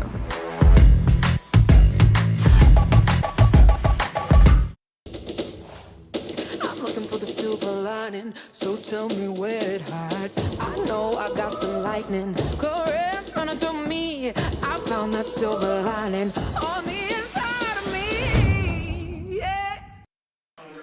Back here to Labatt Memorial Park, you're watching London Majors baseball on Majors TV. London, a 6-run bottom of the third inning, and now they have themselves an 8-4 lead over the Toronto Maple Leafs. We move along to the top half of inning number 4. Pedro de los Santos back out to the mound here for the Pinstripes. And for the first time in the ballgame today, he will now come out with the lead. And a 4-run lead at that. The first pitch for a strike. And he's ahead 0-1. Leafs' 4 runs came all in the top half of the first inning.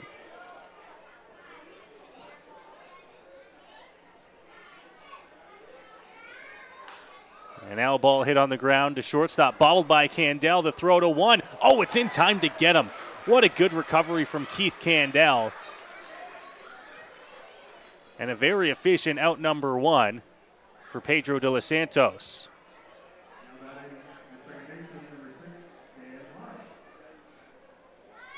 Now Dan Morrow will come to the plate.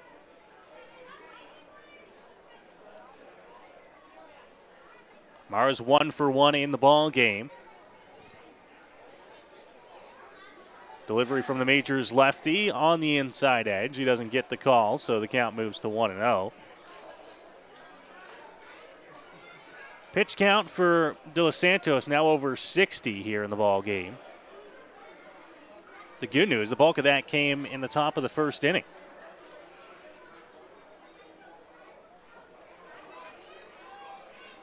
Dos Santos behind in the count 2-0. Here's the delivery to the plate. That one's there and called a strike. So he gets back into it 2-1.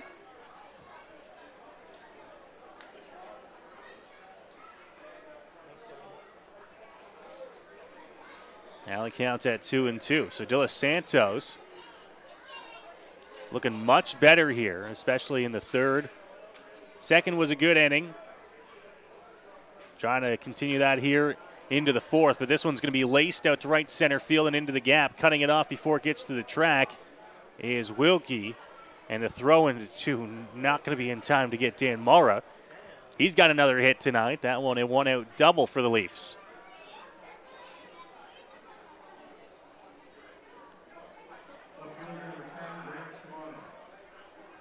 And now Grant Tamane will come to the plate with a runner in scoring position for Toronto.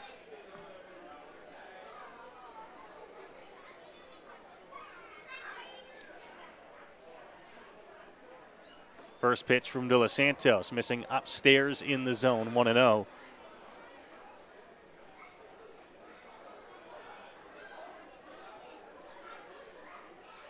Tamani struck out his first time around. Now he's going to take this one just off the inside corner. 2 balls and no strikes. Looks like Ryan Wells warming up down in the Toronto bullpen. We'll see if he will come into the ball game. Pitch is there for a strike. Dos Santos now a 2-1 count on Tamani. Checks back at 2. Now comes to the plate. Swing, and that one's fouled off. Just getting a piece of it down into the feet there on the count now at 2-2.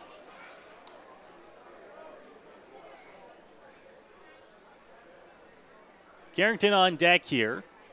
It is 8-9 for the Leafs in the order right now. Here's the 2-2. Fouled off towards the Toronto dugout. Tamani will stay alive on that 2-2.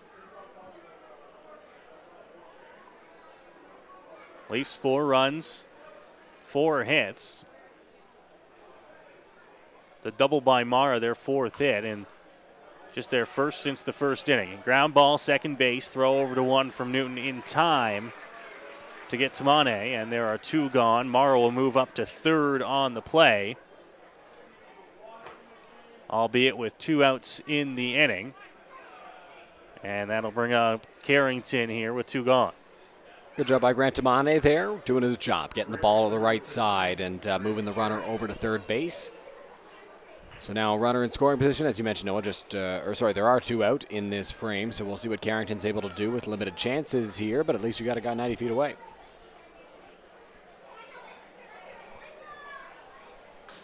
On the ground, first base, and that one's going to be fair. Perrier's going to have to get back up and hustle to first, and he's not there in time. So a run comes in to score for the Leafs on the play to make it an 8-5 game. But what an effort by Dan Perrier at first. Dan Perrier with a great play, and hopefully he's all right. Looks like he's looking at his hand right now. Or maybe he's just fixing his jersey. He's just fixing his jersey, so it looks like Perrier's fine. A great job by Dan Perrier coming up with a stop on that last play over at first. Nearly got the out, but Carrington was able to beat it, so the top of the order comes up with a runner at first and 2 away. Ball ripped down the line in left field, but foul. Nearly fancy footwork by Cesar Cabral down the line. Almost kicked it to Gibson Kuzminski, but could not quite do it. He's got to work on that a little bit, and maybe he'll be able to do it next time. You got lots of time down in that bullpen if you're Cabral. I tell you, I was a bullpen guy in college, and there is a lot of time down there to work on things that are not baseball related. Get a guy flipping you baseballs, and you see what you can do. You kick him up to somebody, or have a partner right there, try to lift him off the grass with your foot, because that was the issue there for Cabral. Yep, and we have played some hacky sack down in the bullpen before. Playing hacky sack with a baseball doesn't seem as enjoyable, but playing hacky sack in general down there seems like a great time. Oh, it's a good time. There's probably better ways to spend your time down in the bullpen, though. What, watching the game and getting ready? I don't know. Counts 0-2 here on Jose Vinicio. Pedro de los Santos was looking to get a fresh ball out on the mound. It looks like he's ready to go. Carrington takes his lead over at first base. De los Santos will check on him and ready. Here's the 0-2 delivery. Fouled straight back by Vinicio to the screen. Count will stay at 0-2. Good pitch there from De Los Santos. Nearly got out of it. Vinicio right on it. Lines it straight back to the backstop right there and stays alive at the plate.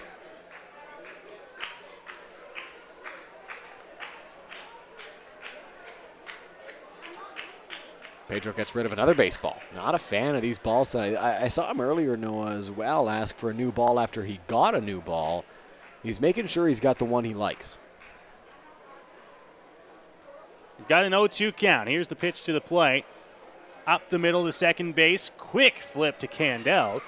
And Newton and Candel combined for the final out of the inning. The Leafs grab a run, thanks in part to a big double by Mara, but they are still trailing in this ball game by 3 runs. It's an 8-5 London Majors lead as we head to the bottom of the 4th inning. I think Jacob Newton out at second base on that last play, Noah, had thoughts of perhaps taking it to the bag himself, but because he saw the speed at which Carrington was running down the line towards second, he had to flip it to Keith Candel. Did a good job of making a quick flip over to his shortstop and getting that final out of the frame. But if he had tried to beat him to the bag, I don't know if he makes it in time. Good shot at the London Majors bench there as they get ready to bat here in the bottom of the 4th inning. Owen Boone doing some baseball inspecting there for his fellow pitcher, Pedro de los Santos, rubbing up those balls a little bit. You know, in the major leagues, they use that special mud. Do you think in the IBL they use some of the Thames River mud? I wouldn't go into the Thames River if you paid me $100,000. Really, $100,000? Okay, maybe $100,000 I'd step in. But you know what? I don't think that there was any Thames River mud used to rub up these baseballs. My price tag's a little bit lower. I'd probably hop into the Thames for some mud for about $100. Yeah, you know what? 100,000 was a bit exaggerated. I'm probably right there with you. If somebody gives me $100, I will happily take a swim in the Thames. Gorgeous night here at the ballpark. You get a look at some of the kids out there playing on the newest attraction to Labatt Park over the last few years, the wood chip pile. I mean, Noah, is there anything We are not better? kidding. That is probably the newest attraction for the kids that come out here. Listen, they can see the game because they're elevated out there, and there's so much versatility to a wood chip pile. You can act like that's a stool. You can act like that's a boat. You can pretend you're driving a car. Like you can bring your friends up there and have a party. And that's what seems to be happening right there for a young London West Tin Caps team out in right center field, just having a whale of a time on the pile of wood chips. It gets a lot of use from the fans. I don't know what the end goal is for those wood chips, what the plan is. Maybe they're putting them around the outside of the warning track. But right now, I feel like a lot of kids are getting their money's worth just simply by playing on the wood chips. Still a gorgeous night for baseball here in London. A lot of minor ball teams in the ballpark.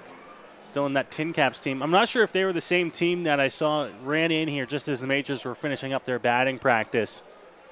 That was the Woodstock It was the Wranglers Woodstock 8U team. That's what I thought I read on the shirts there. They were loving it. Starling Joseph was taking his swings in the turtle for batting practice, and every time he made contact, they thought that ball was long gone. Yeah. Whether it was a ground ball or not, they were loving it. And then right behind him, Cleveland Brownlee.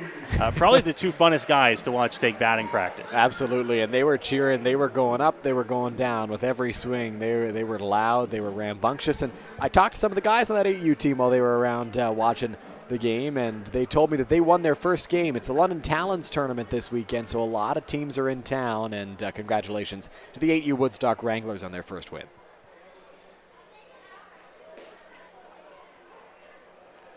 First pitch going to be called a strike there. Got a new arm on the mound, Noah. We're going to look to get you who that is momentarily here. Ryan Wells was warming up, and I'm not sure if that's who's in the game, as that pitch is called a strike. It is and Ryan it goes Wells. to 0-2. Ryan Wells into the ball game for the Toronto Maple Leafs in relief of Dylan Jacober. So Jacober goes just 3 innings, and it's up to Wells now and the Leafs bullpen to take over. Good curveball on 0-2. Missed off the outside edge of the plate. Maybe a little bit low as well to Gibson Kurzminski.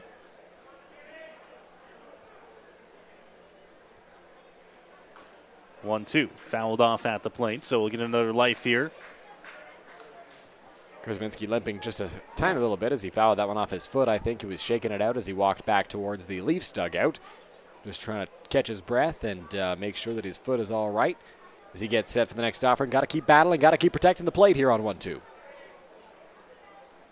1-2 delivery. Picked out of the dirt there by Mara. And the count moves to 2 balls and 2 strikes against Gibson Kurzminski.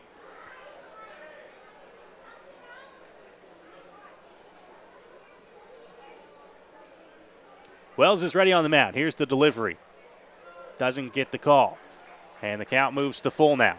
Justin Mara tried to frame that pitch for the home plate umpire, Steve Cochran, but the hand movement was a little bit too aggressive. I think it was off the outside, and we've talked about how Cochran's not really calling that pitch tonight.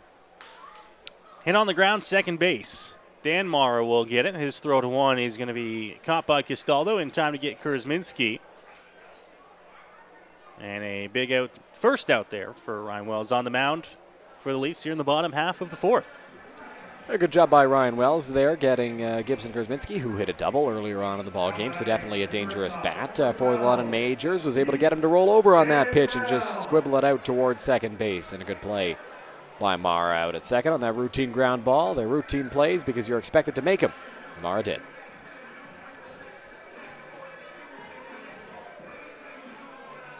So Keith Candell ready to swing the bat here on the bottom of inning number 4 after the first out retired on the ground out. He'll take that first pitch from Wells for a strike and falls behind 0-1.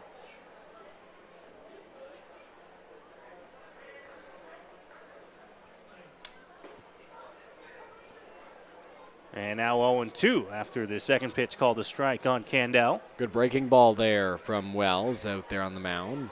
Just dropped right in there for a strike on Candell. This one will miss, though, as he doesn't get the call on that one.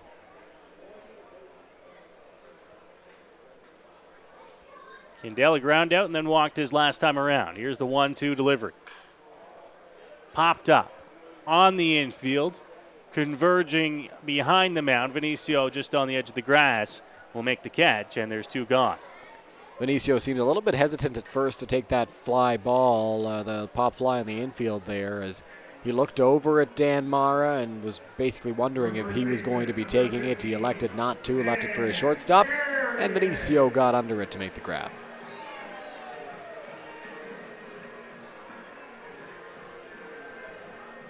So now Dan Perrier will come to the plate. Nobody on, 2 out in the inning. Last time around he laid down a bunt, a sacrifice bunt.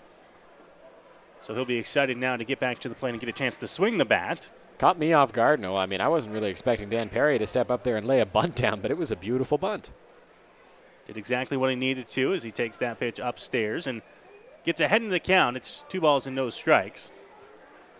And that bunt did work for the Majors. They wound up scoring 2 more runs. Fouled straight back. Perrier right on that one. He has got a big, dangerous swing, Dan Perrier does. It's pretty violent. It's a big, it's a huge swing because he's 6'9" at the plate. He's got so much arm there. He missiles one out to right field, but it's going to be well fouled down the line, and the count goes to 2-2.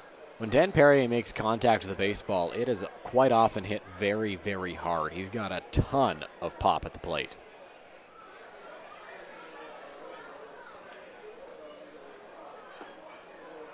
Big cut at that one, but it's a strikeout for Wells to end the inning. The Majors go quietly here in the bottom half of the 4th, but they're holding on to an 8-5 lead through 4 complete here at the ballpark. We're going to take a break. Majors TV comes back with the 5th after this. Do you know where your food comes from? Like where it really comes from? It comes from farms, farmers, and their families. At Healthy Eats, we believe if we wouldn't serve it to our families, we wouldn't serve it to yours. From farm to folks, we do things the way they're meant to be.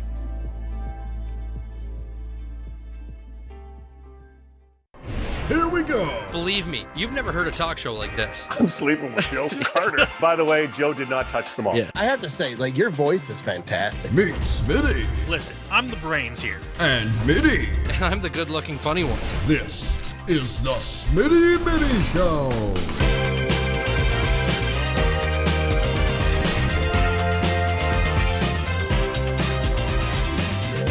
Catch new episodes of the Smitty and Mitty Show wherever you get your podcasts. Go beyond the scores and get to know the athletes who call the Forest City home. Game Day London brings you in-depth stories and conversations about London's major teams and athletes. Whether it's the London Knights, Nationals, or Lightning, or even your London Majors, Game Day London has you covered. For fresh and engaging sports coverage, visit GameDayLondon.com. Game Day London, a proud sponsor of your London Majors. Back inside Labatt Memorial Park as they finish up the balloon toss on field. Do we have a winner? I think so. I think we do, Noah. A couple of tin caps on the end there. Won the water balloon toss. Saw some Woodstock Wranglers out there as well. Quite the large group gathered out there. A lot of young ball players getting a chance to throw some water balloons. You get a look at the flags there. The wind's still blowing in this ball game. It's been a factor a little bit. We've seen some home runs from the Majors, potentially aided a little bit by that wind and the gusts that we've seen here at Labatt as you get a great look at the flag there. Kudos to our City of London staff for everything they do to get Labatt Park ready to go for a big weekend slate of games here. Under the lights on Friday night, the Majors leading by a score of 8-5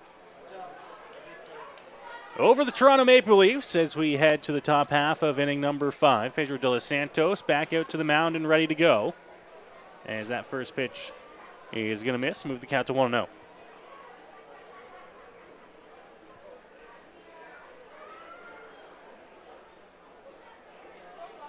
Pedro ready to the plate, and he'll even things up with a strike called on the outside edge. Good pitch there from Pedro. Moving the count to a ball and a strike on Justin Mara, who is 0 for 2 in the ball game today for the Maple Leafs. Reached on an error and popped out in foul territory to Robert Mullen. Pedro comes inside with the fastball, just misses there. Count goes to 2-1.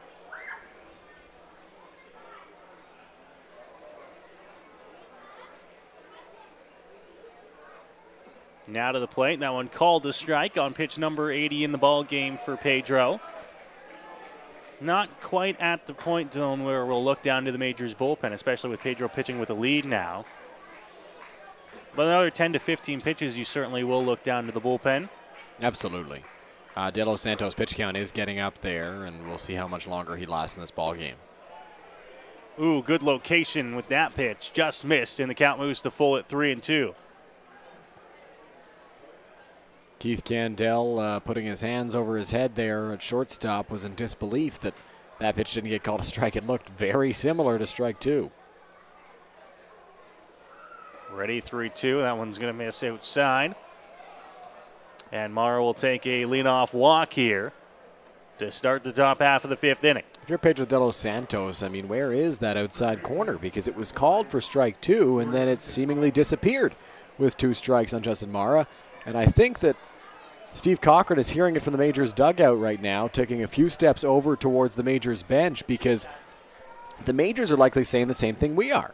Where is that outside corner? Because he called it for strike 2, but 2 identical pitches from De Los Santos were called ball 3 and ball 4 on that outside corner.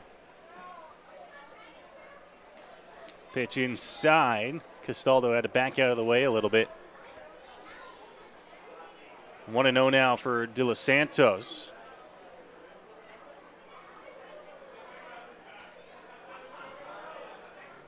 Checks on the runner. Now he gets ready to come to the plate, and this one is going to be hit high in the air, right center field, tracking back to the warning track, and that one is gone. Jordan Castaldo rips one out to right center field. And the 2-run shot will bring the Leafs closer here in this ball game. That's what Jordan Castaldo will do to you. He's just got so much power at the plate. And right there, he rocked that baseball to right center. Austin Wilkie gave it a valiant effort in right center field trying to track that baseball down. But off the bat, you kind of had a feeling that it was going to get out of there. And now, because Steve Cochran doesn't know where his outside corner is, it's a one-run ball game. That was a two-run home run off the bat of Castaldo. And the Maple Leafs still have a chance to add on here. Still nobody out, and that will get some action down in the Majors bullpen. Just some guys running around getting loose. As the pitch count for De Los Santos moves up over 85, but more importantly, 7 runs across so far through his 4+ innings of work. Only 3 of them earned to this point so far, Noah. Pitch ripped foul by Salazzo. Count at 1-1.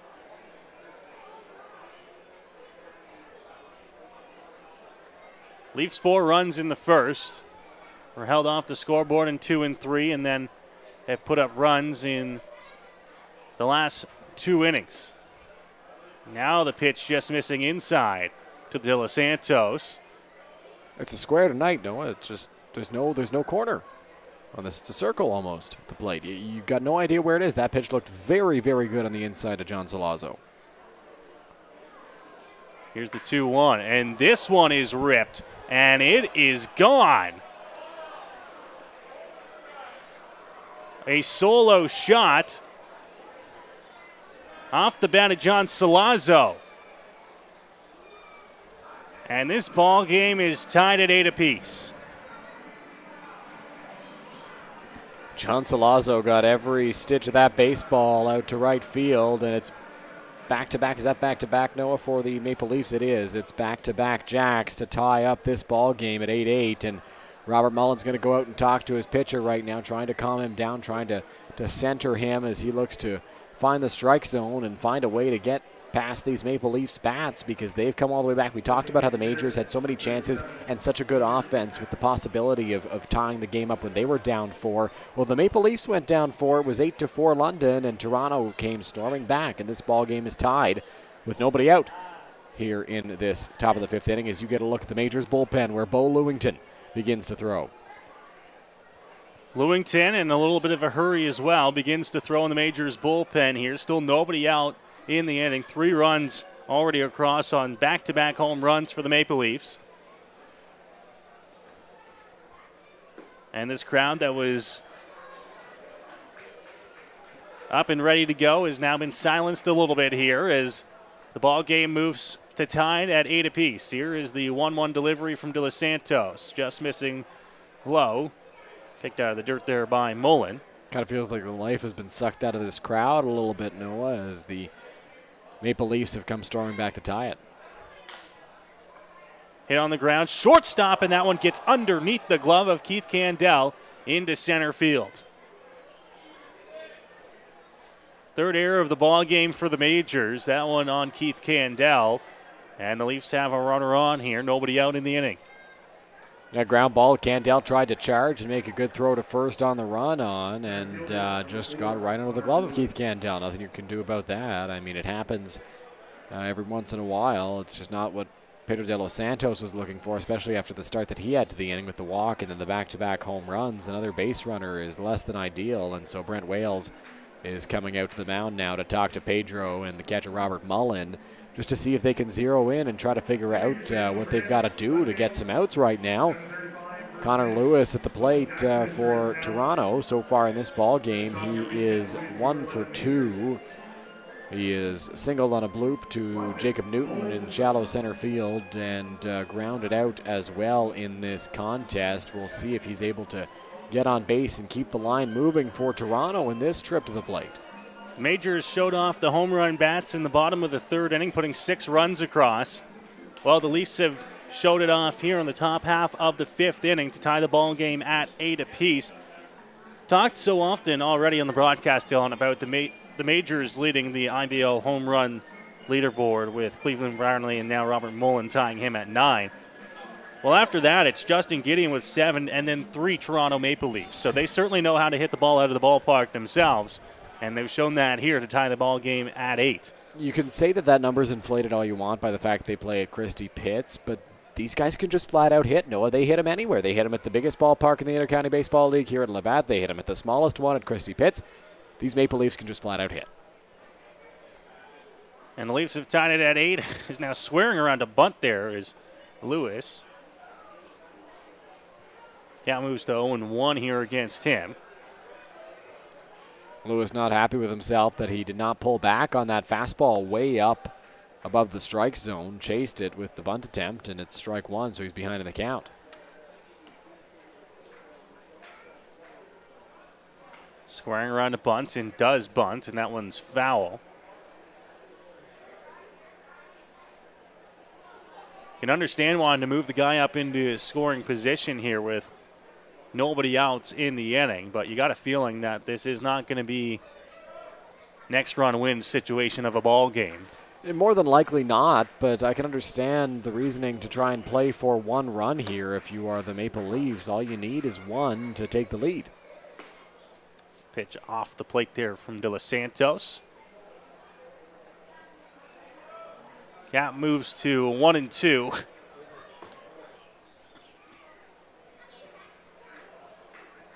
That was pitch 95 for Pedro here. Lewington looks like he's ready to go in the Majors bullpen. Here's the pitch. Swung on and missed. And that's a big strikeout for De Los Santos for the first out of the inning. That's a huge first out of this inning for Pedro De Los Santos and the Majors. Swinging and missing at that one was Connor Lewis. And De Los Santos has one out. A good ground ball here, a good pitch on the ground could get two.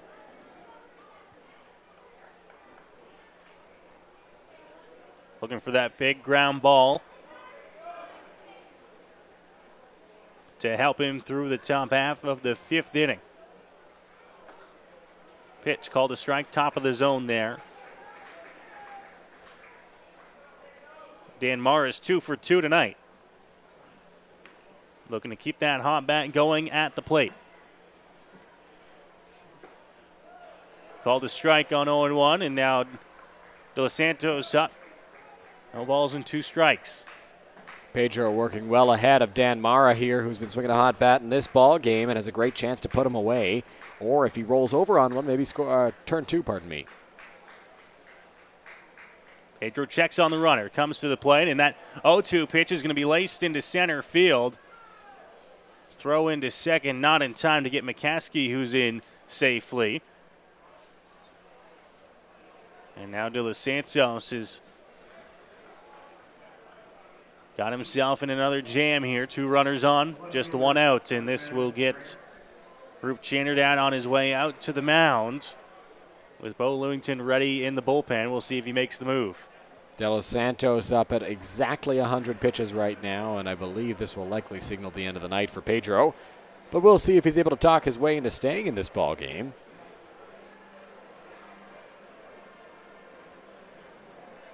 Doesn't look like it, as Roop will reach for the baseball, and a new arm for the London Majors will be Bo Lewington. So Bo Lewington will get the call from the Majors bullpen when we come back here on Majors TV.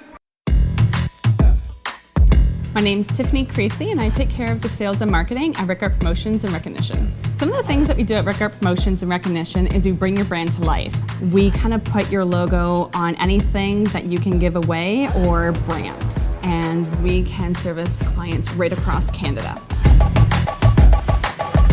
At Rickard Promotions Recognition, we can take care of your designing of your logo for any artwork that you need done for the branding. And a lot of people don't realize we can do that here. We also have our in-house production that we take care of your order from start to finish right here at our one location. So with keeping everything in-house from graphic design to in-house production, we're able to get you your order a lot quicker with a faster turnaround time. We'll help gather your ideas together, give you some options to kind of narrow down the search for you, whether it be from your apparel to promotional products. And from there, we'll get your mock-ups done, proofs done, order done, and the quality control is right there all along the way for you.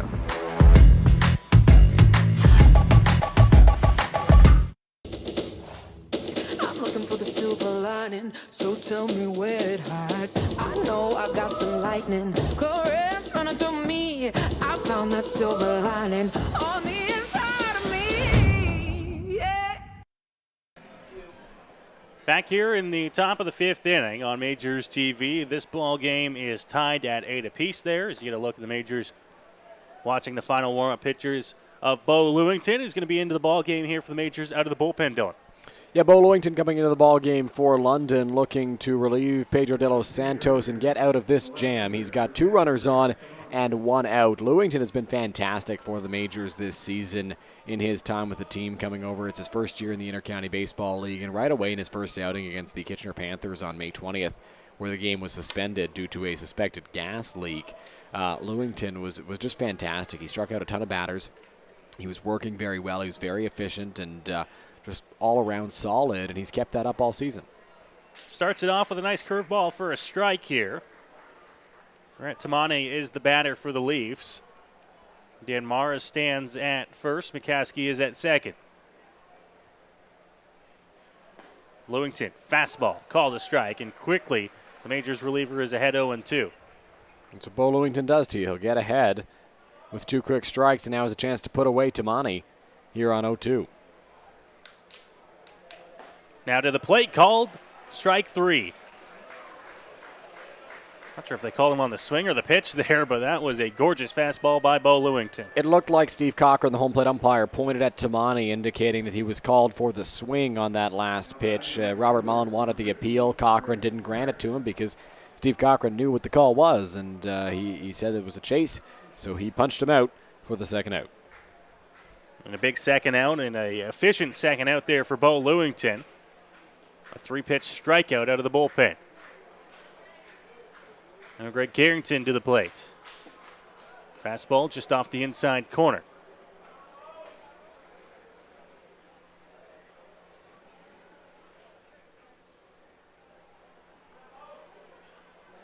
Carrington looking to try and play a big role for the Leafs here. Pitches inside. Mullen blocks that one. It rolls all the way out into the grass as Lewington covers home. Marr and McCaskey moving up 90 feet apiece. So it takes off the force out, but with 2 outs here, Lewington's going to have to go right at Carrington. Got to get an out any way you can right here if you're Bo Lewington. You know the situation. You know the go-ahead runs over at third base, but you also know you've got 2 outs. So 1 good pitch gets you out of it right here. Just got to make it. 2-0. Inside again, missing off the edge, and it's 3 balls and no strikes to Carrington. Jose Vinicio, the leadoff man in the order for the Leafs, stands on deck.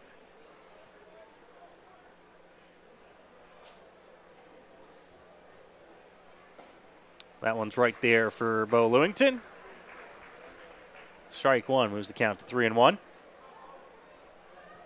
Lewington pitching with the glasses on out there on the mound. You may have seen it in that last shot. Delivery to the plate, that'll miss for ball 4. So a 5-pitch walk to Carrington will load the bases here with 2 outs in the inning. Bo Lewington in his first outing this season against Kitchener did not walk a single batter over 5 innings of work for the Majors, and he was so solid for them in that game, throwing a lot of strikes.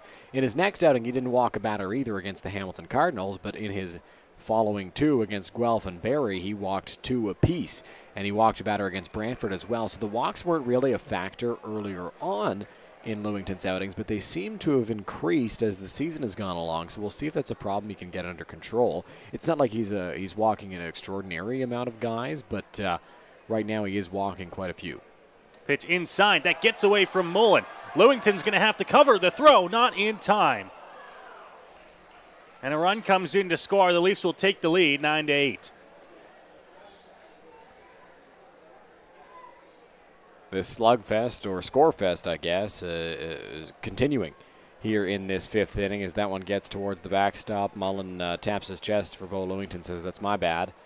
Tried to make a good throw back to Lewington, and just a little bit late. Could not get the runner coming in to score there. Aiden McCaskey, and now Toronto's got the lead.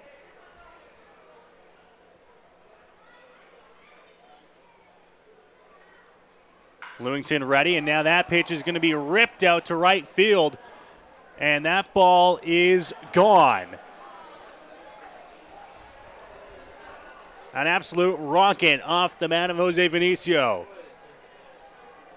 And the Leafs add on more here in the top half of the 5th inning. Well, the Majors were down by 4, and then they took the lead by 4, and now they're down by 4 again. It's 12-8 Toronto here in the top of the 5th inning. Jose Vinicio, a switch hitter, was batting right-handed in his first few trips to the plate against Pedro de los Santos.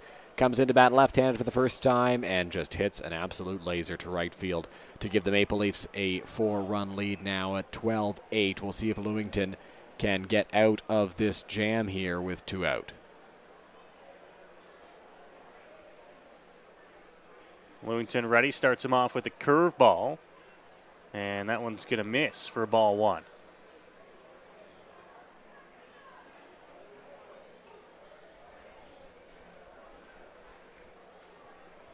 Want to know here as Lewington gets ready to battle against Justin Marr. Here's the pitch to the plate. Marr fouled off towards the first base side. Perrier picks it up in foul territory, but the count evens up at a ball and a strike. 12-8 Toronto lead here in the top half of the 5th inning.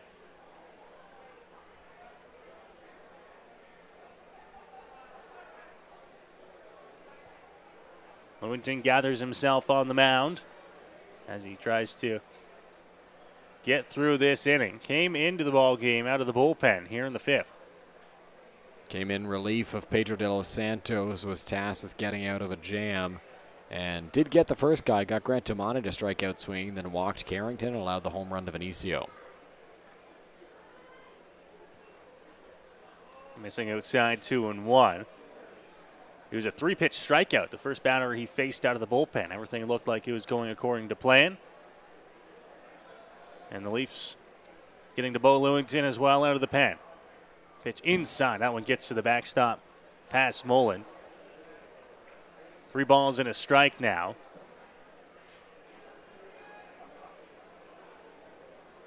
It is a 7-run top of the 5th so far for Toronto.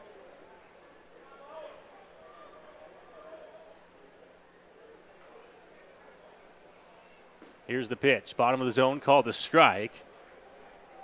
Marr thought that might have been ball 4. He's got to come back and battle now on a full count. Marr thought that was ball 4 because earlier in the inning it was ball 4. But this time it gets called a strike, helps the Majors out on that pitch. Now ripped into right field, and that one's a fair ball as it rolls all the way to the 330 sign in right. Starling Joseph, a strong throw in, but they won't have a shot at Mara, who's in with a 2-out double. Hot off the bat to right field. Yeah, Justin Mara scorched that baseball down the right field line, and he's now standing at second base in scoring position with 2 out. And doesn't really matter what the Majors have thrown at the Toronto Maple Leafs or who they've thrown at the Toronto Maple Leafs. They've just been flat out able to hit as Brent Wales will head out to the mound. This is Brent's second mound visit of the inning. The first was to Pedro de los Santos, and now this one to talk to Bo Lewington and try to game plan and map out what they're going to do here to try to get out of this inning, because right now nothing they can come up with is working. So Brent Wales hoping he can come up with a solution, trying to calm Lewington down. He's got a clear message that he's trying to deliver. And I love that low camera angle that we've got, Noah, where we see in detail what's being said out there on the mound. We see the passion from either Brent Wales or Roop Chanderdat coming out to talk to the pitcher and making sure that they get the message that the coaches are trying to send. So Brent Wales heads back to the Majors dugout here after talking things over with Bo Lewington.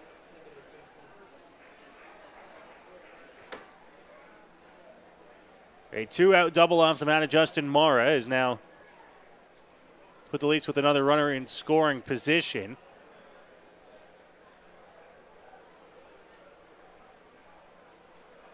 And this will bring up Jordan Castaldo to the plate.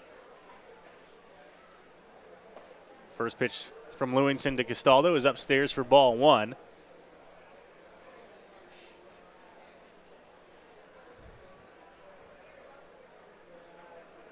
Mara led off this inning, walked, and then Castaldo went deep to start what has been a good inning so far for the Leafs, and they have batted around, and Castaldo taking swings for the second time here in the 5th.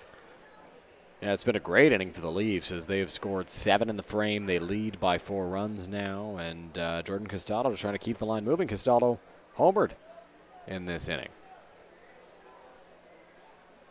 Lewington checks back on the 1-1. Pitch to the plate, breaking ball, and not called a strike. It's 2-1.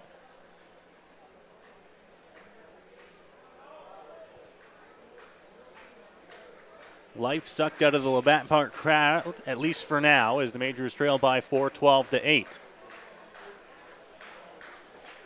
Here's Lewington to the plate. Missing low, 3 balls and a strike. Braden Farrington is warming in the Majors bullpen now. Farrington likely next in line after Lewington to come into this ball game and see if he can clean up the damage that's been done.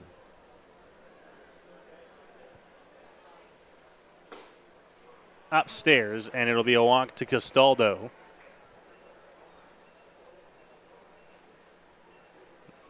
Now Salazzo will come to the plate. He's also gone deep in the inning and runners at first and second here. 2 outs still as Bo Lewington. Quick chat with Robert Mullen, who came out just in front of the plate there.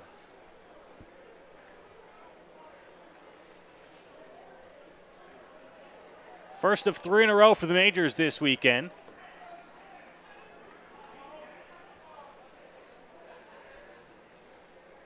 Trying to save some pitching here, but recognizing that they're still in the middle of a ball game. Pitch from Lewington. Castaldo takes it for strike 1. John Salazzo now at the plate for the Maple Leafs as Castaldo over at first now after the walk. 2 guys on, 2 guys out. Lewington needs to execute here to try to get out of this inning.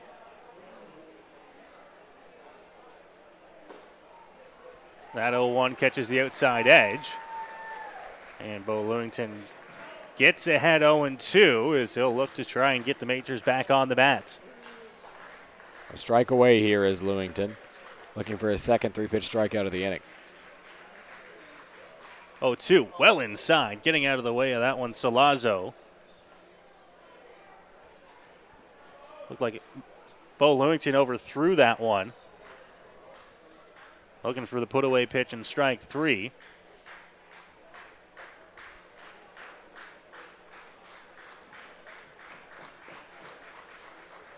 Here's the 1-2. Curveball into left center field. That one's going to roll just in front of the warning track where it's picked up by Austin Wilkie. A run's in to score. Just heading into third is Castaldo. And the lead adds on. It's 13-8 for the Maple Leafs. Toronto continues to extend their lead in this ball game. They are rolling right now, and another ball laced into the gap. More runs come in to score. So far in this frame, the Majors have thrown 48 pitches. Bo Lewington has thrown more balls than strikes in this inning, and it looks like that's going to be it for Bo Lewington as he gets a visit from Roop Chanderdat, and I would imagine that's going to mean Braden Farrington is going to come into this ball game. We'll wait to see. And Rupert second mound visit of the inning. It'll be the end of the line for Bo Lewington. And Braden Farrington will come into the ball game out of the bullpen for the Majors when we come back on Majors TV. Do you know where your food comes from? Like where it really comes from? It comes from farms, farmers, and their families. At Healthy Eats, we believe if we wouldn't serve it to our families, we wouldn't serve it to yours. From farm to folks, we do things the way they're meant to be.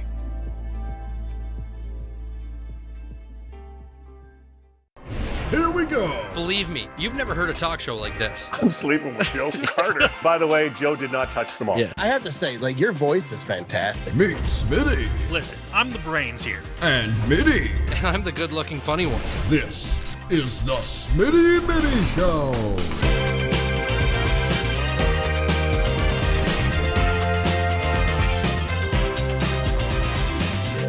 Catch new episodes of the Smitty and Mitty Show wherever you get your podcasts.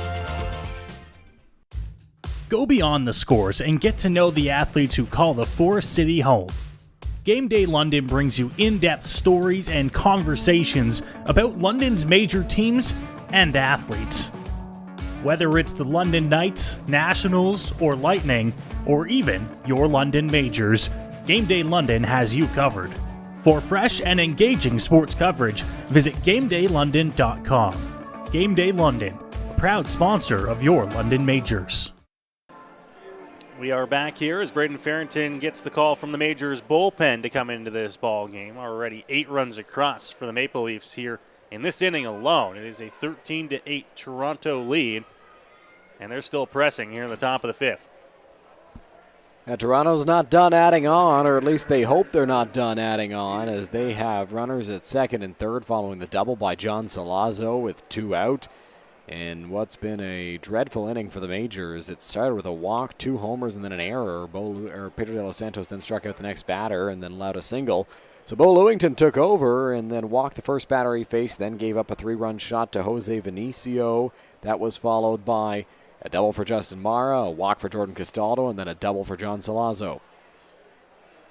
So now Braden Farrington into the ball game. First pitch he delivers is going to be there for a strike to Aiden McCaskey.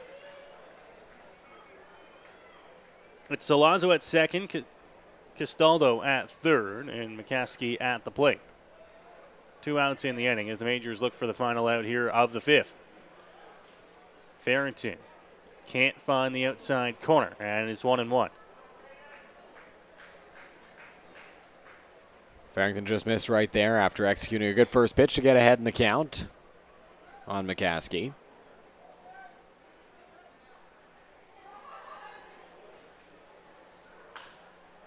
Curveball popped shallow left and caught just on the edge of the grass by Bulls. So Farrington comes out of the bullpen, gets the out he needs, and the Majors are out at the top of the 5th, but not before the Toronto Maple Leafs add 8 runs here and take a 13-8 lead on a few home runs. The biggest blast, a 3-run shot off the bat of Jose Vinicio, his first home run of the season for the Leafs. A 3-run shot deep to right. Yeah, Vinicio didn't really show much power from the right side to begin the game. He was putting good swing on the baseball just because he's Jose Vinicio and he's a former pro and he's just good in the Intercounty Baseball League. And then once he stepped up from the left side, he got all of that one and just launched it towards Riverside Drive out there and right. And the script has been completely flipped here in this ball game because the Majors were leading and the crowd was into it. Now the crowd is silent. And that's partially due to the fact that it is almost 10 p.m. here at Labatt Park. People are beginning to get tired, but their Majors are down, and they're down by 5 here. Majors do have 5 at-bats left, so, you score a run an inning, you tie things up. Still lots of baseball to be played here at the Forks of the Thames, but the Leafs out in front to this ball game's biggest lead so far, a 5-run lead at 13-8. And now the Majors will see if they can attack that lead here in the bottom half of inning number 5. One other game going on in the Intercounty Baseball League tonight, and through 7 innings, it is the Brantford Red Sox 5, the Hamilton Cardinals 5.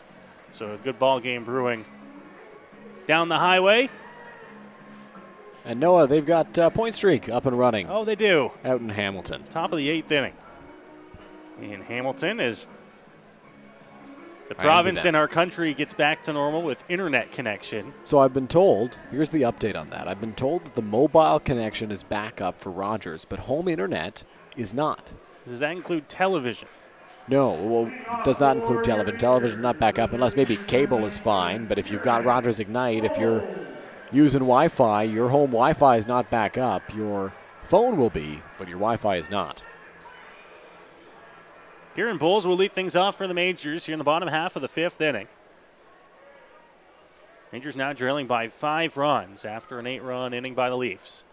First pitch and a good cut at that one. And Bulls is behind 0-1. Ryan Wells back out to the mound here for Toronto. We actually saw him down in the bullpen in that top half of the inning, making sure that he didn't get too cold because the Leafs need him to come back out. Absolutely. I mean, that was a very, very long inning for the Toronto Maple Leafs at the plate, and Wells had to stay warm. Bulls popped up and out of play. Some fans reaching for that one, and they'll go track down a souvenir. Count moves to 1-2 here on Bulls. Sign. Wells delivers. Curveball, strike 3. Just dropped it in there in front of Bulls, and it's a strikeout for out number 1 in the inning. And now back to the top of the London Majors order, and Austin Wilkie Well, if you want to start a rally here, if you're the London Majors, this is a good spot to do it because the top of the order has been firing on all cylinders to this point for the Majors in this ball game. Austin Wilkie is 2 for 2. Jacob Newton is 3 for 3, including a bases clearing triple. So it's a good spot to start a rally if you're London. Wilkie will foul one off to start the at-bat.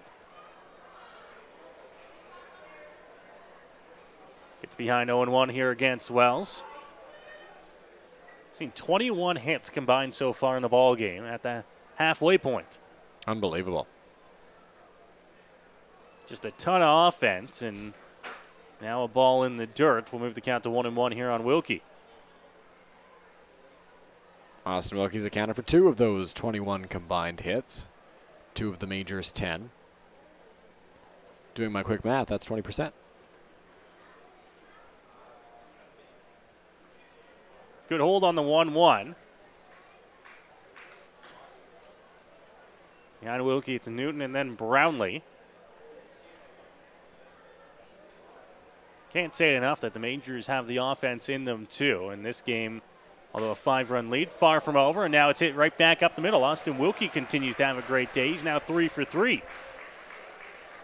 Yeah, Austin Wilkie's been fantastic in this ball game for the Majors, and no, I believe he's 3 for 3 and has been on all 4 times. He walked in his third plate appearance, so Austin Wilkie doing exactly what you need out of your leadoff man. As the leadoff man, your job is to get on base, get on first, start a rally, and Austin Wilkie's done that and more so far. Doesn't get much better than on base all 4 times you've been to the plate.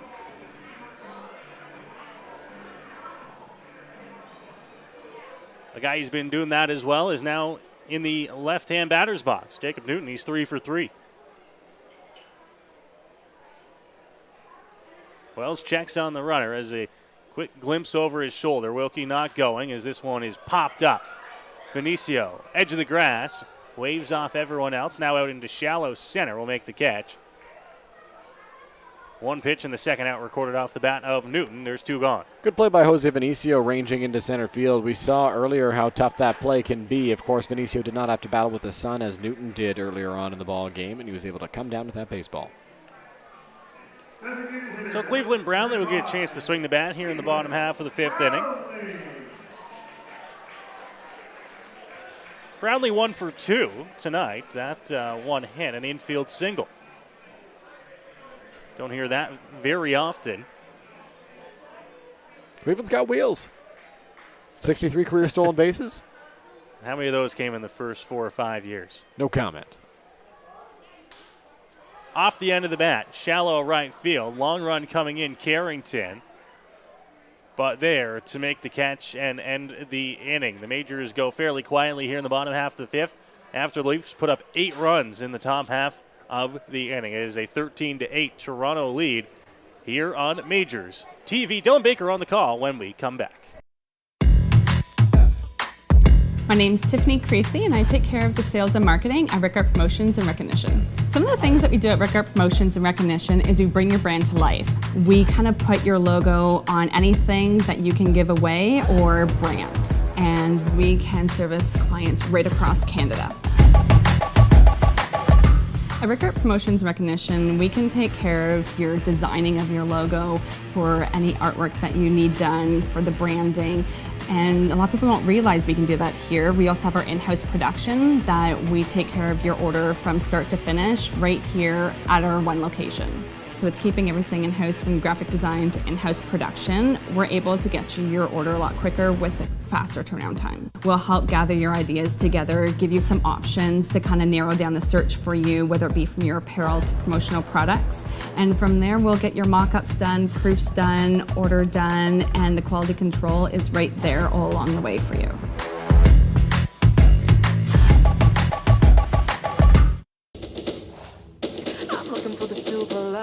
So tell me where it hides. I know I got some lightning currents running through me. I found that silver lining on the inside of me.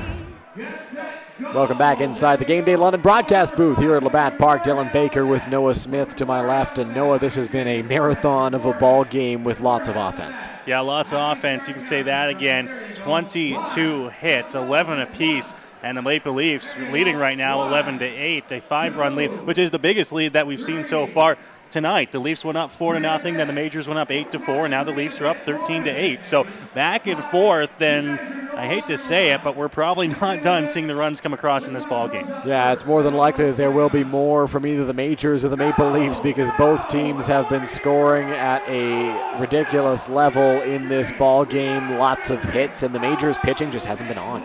No, it just hasn't. It started with Pedro de los Santos, the starter in the ball game.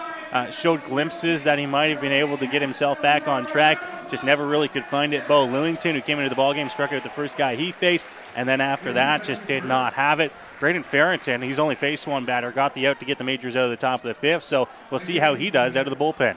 One thing Farrington can provide is a little bit of length. He's a guy who has enough bullets in the arm to last you a couple innings if you need to, and we'll see what he's able to do for the Majors. They sure need him right now.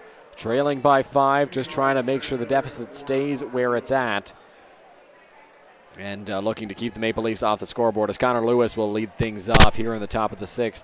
For Toronto, he's 1 for 3 in the ball game. Lewis digs in and looks out at Farrington. Farrington comes set out there on the mound, working from the stretch despite the fact there are no runners on base. Here's the first offering to Lewis. It's a breaking ball, and it's foul tipped into the glove of Robert Mullen. Majors would love a clean inning here after the 8 that were put up in the top half of the 5th inning. More importantly, they need to get some innings out of their relievers, and it starts here with Braden Farrington. We mentioned the Majors a busy schedule tomorrow night in Guelph and then back here Sunday against the Welland Jackfish on an evening affair. Farrington sets. Any length that he can give the Majors would be greatly appreciated, I'm sure. Another breaking ball from Farrington. This one gets fouled back to the screen. Hence the count moves to no balls and 2 strikes on the Toronto center fielder. We'll see if Farrington has what it takes to keep the Leafs hitters off balance. He's best when he comes in after someone who is a flamethrower and likes to throw the fastball because he can throw his junk, he can throw the changeup at you. Here's the 0-2 on the way. It's a ball. Lewis does not chase the pitch in the dirt, and the count moves to a ball and 2 strikes.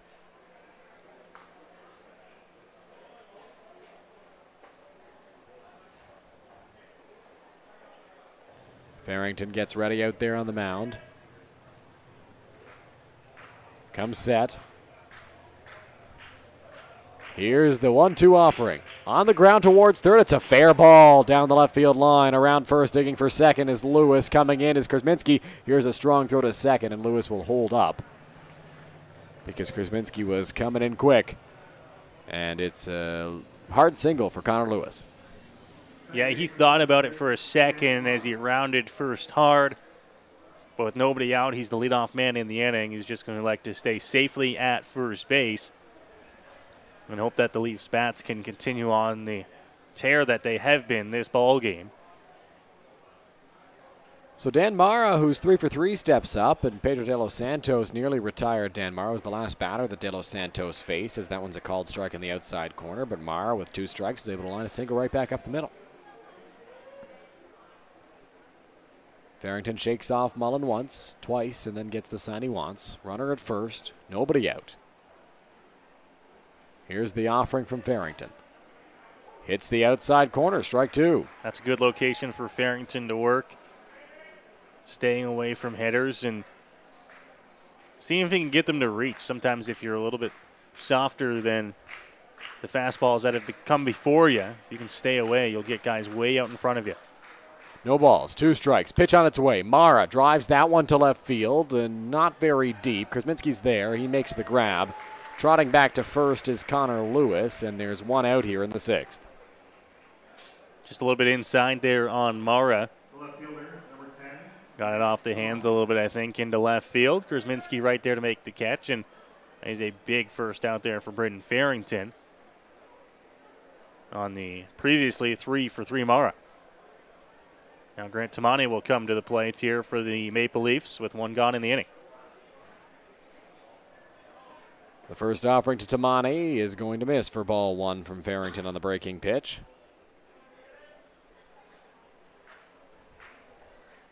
He looks in for the sign, takes a peek back at Lewis at first, and comes set out there on the mound. Here's the 1-0 offering. That's on the ground. Going to be a hard turn. Over to his left is Bowles. Candell makes the play and fires a strike over to first. A great play by Keith Candell right there to get the second out. Keith Candell's arm strength this season has really impressed me over at shortstop. That's a play that you don't think he's going to have a shot at getting the runner at first. It was slow to develop. He picked up the ball, set his feet, and then just fired a missile over to Dan Perry at first, too.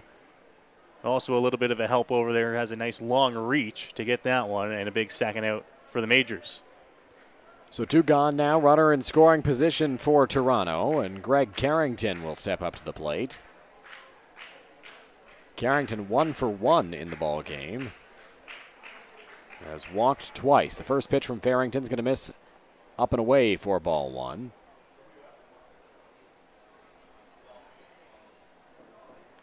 Looking in is Farrington. Carrington and Farrington, the matchup out there. Farrington sets, peeks back at Lewis. Here's the offering. That is scorched into right field, a base hit. Joseph is going to come up throwing. Lewis getting the wave. Here's the throw to the plate. It's going to come to Mullen. The tag. They got him. A great throw by Starling Joseph from right field gets Connor Lewis at the plate, and the Majors get out of this 6th inning without giving up another run.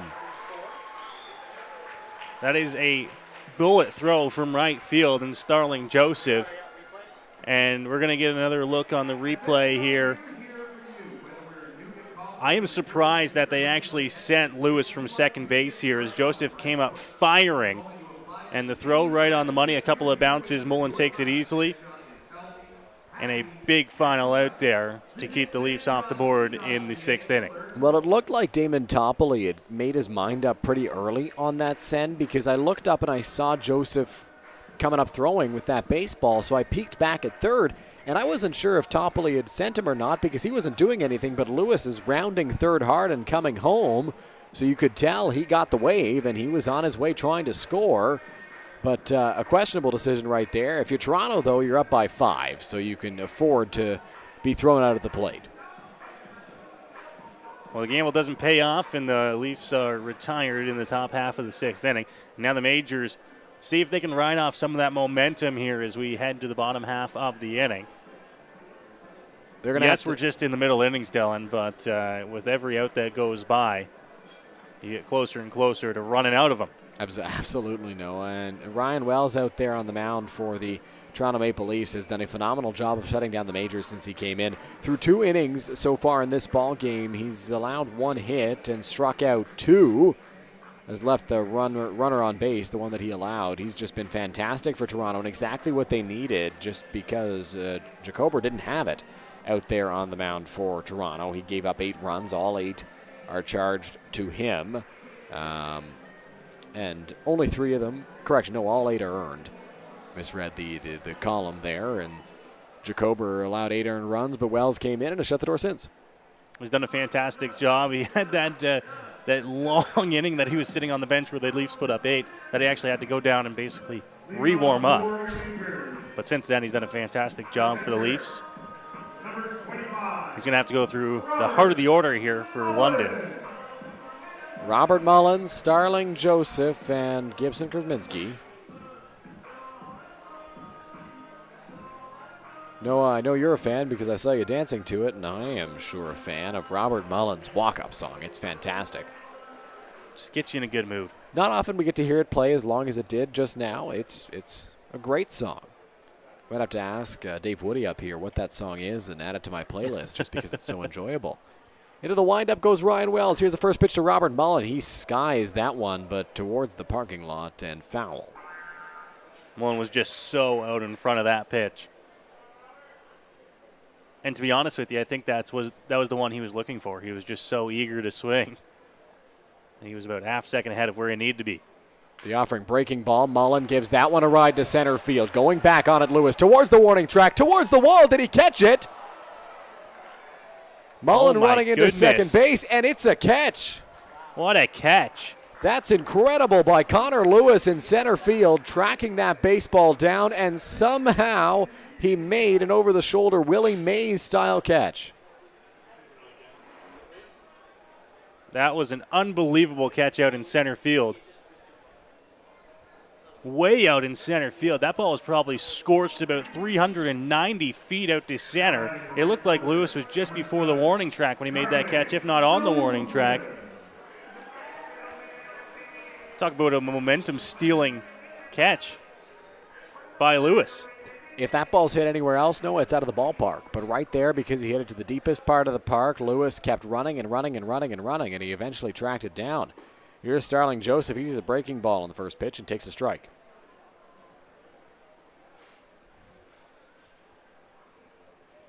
The 0-1 on its way to the Majors right fielder. In there for a called strike 2. Joseph falling behind 0-2 quickly here after that take. The 0-2 on its way, breaking ball in the dirt. Joseph does not bite. It moves to a ball and 2 strikes. Starling 1 for 3 and that home run earlier this evening. Seemed like an eternity ago here in this ball game. Here's the 1-2 on its way. Joseph well out in front of that hook, and it's going to be a 1-2 count once more. Doing a good job of spoiling at the plate is Starling Joseph. See if he can spoil again here on 1-2. We're going to pitch he likes. That pitch is cut on and missed by Joseph for the second out in the bottom of the 6th. So after a long fly ball that Mullen nearly got on base because of, Joseph strikes out, and there are 2 gone. The left fielder, number 19, Gibson Grzminski. Gibson Grzminski now comes to the plate. See what he can do with 2 outs here in the inning, as the Majors have gone 1-2 to start the frame. A long, deep fly out and a gorgeous catch by Lewis, and then the strikeout to Starling Joseph. Grzminski going to look to start something with 2 out. The first pitch hits the outside corner, and that is strike 1. Looking in is Wells. Here's the offering. Grzminski swings through that one. It's a healthy cut there by Grzminski. If he was able to barrel that one up, it would have been laced into the gap, but falls behind 0-2 here against Wells. The 0-2, that's well outside for ball 1. A ball and 2 strikes now on the Majors left fielder.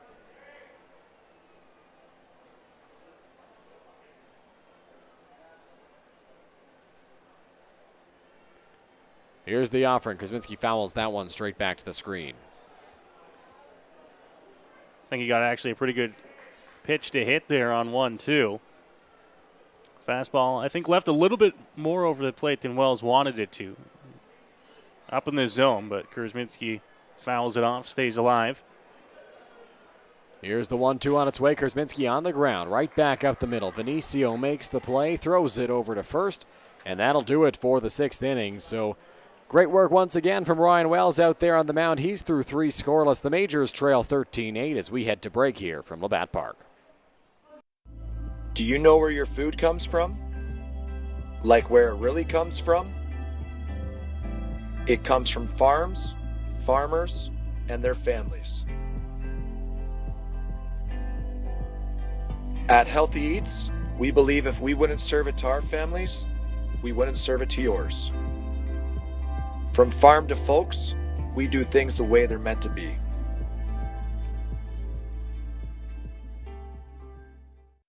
Here we go. Believe me, you've never heard a talk show like this. I'm sleeping with Joe Carter. By the way, Joe did not touch the ball. Yeah, I have to say, like, your voice is fantastic. Meet Smitty Listen, I'm the brains here, and Mitty. and I'm the good-looking funny one. This is the Smitty Mitty Show.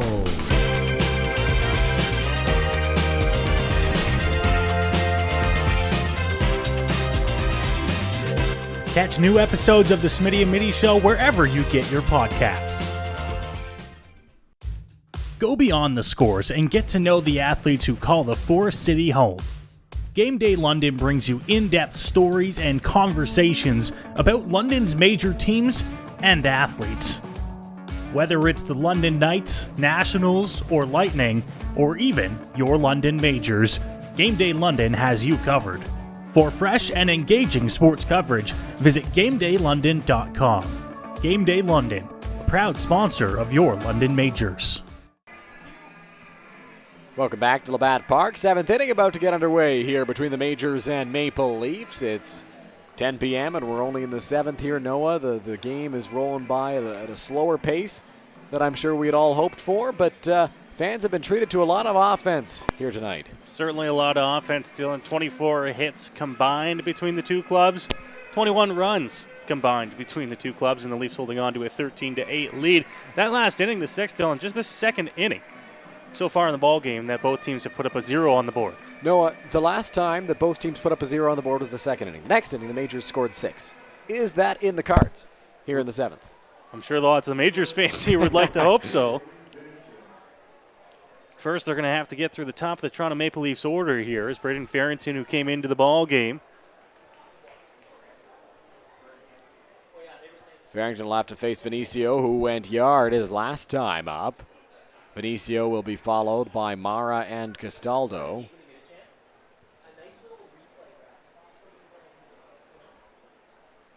Here's the first pitch from Farrington. Vinicio takes that one on the outside corner for strike one. Vinicio doesn't like that call.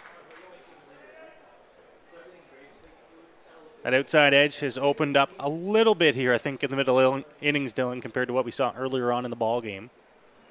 Here's the 0-1 on its way from Farrington. Outside, that one's going to miss, and it's a ball and a strike. Pitchers on both sides should like that if it stays that way for the rest of the game. Farrington looks in, comes set, a ball and a strike to Jose Vinicio. Here's the offering on its way. That's going to hit the outside corner once again. Vinicio once again disappointed, and it's a ball and 2 strikes. Tough for Vinicio because the last time that he came to the plate, just a couple innings ago, I don't think that was a strike. Yeah, it seems the strike zone seems to have gotten bigger over time for sure. Looking in is Farrington. Here's the pitch. That's on the ground towards first base. Perrier waits for the big hop and will jog it over to the bag himself for the first out of the top of the 7th. Great job by Farrington so far. Had himself a clean 6th inning, got the final out of the 5th, and now he's got the first out to start the 7th here. If he can continue on like this, Majors will certainly take it out of the bullpen. Farrington rolling right now. Majors would love for that to keep up. Farrington looks in and will come set here. The offering to Justin Mara misses the outside corner for ball 1. As we mentioned, top of the Leafs order to start the inning, so a tough part of the order for Braden Farrington to work his way through. Here's the 1-0 offering. That's going to miss outside. It's 2 balls and no strikes.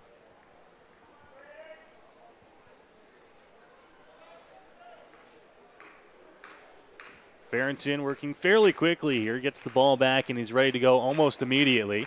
2-0 on its way. Mara takes that one on the outside corner for strike 1. Steve Cochran paused for a moment to think about that call and then elected to call it a strike. If he can stay out there, he's going to have success, I think, against the Maple Leafs here, especially against the lefty bats. Stay with the breaking ball on the outside part of the plate. 2 balls, 1 strike. The pitch from Farrington in the air, on the infield. Perrier running in. And he has to take a couple of steps back, but he's got it. So 2 gone now in the 7th inning. Reaches over his back to get that one as he overran it slightly when it came down. I very much enjoyed seeing Braden Farrington just make a bolt out of the general vicinity. That was always me when a pop-up went in the air on the mound. You tell the story often, Noah. Bob Lofgren was the coach who told you to get as far away from a pop fly as possible when you're on the mound? I think there was some words I can't say on air that were thrown in there, but he said, get out of the way as quick as you can. If you think the ball is going to land off to your right, run as far away as you can to the left. Let your defense handle it. Don't try to make that play as a pitcher. Farrington will work to Jordan Castaldo now. Here's the first pitch. Castaldo takes that one on the outside corner for strike 1. 0-1 on the first baseman for Toronto.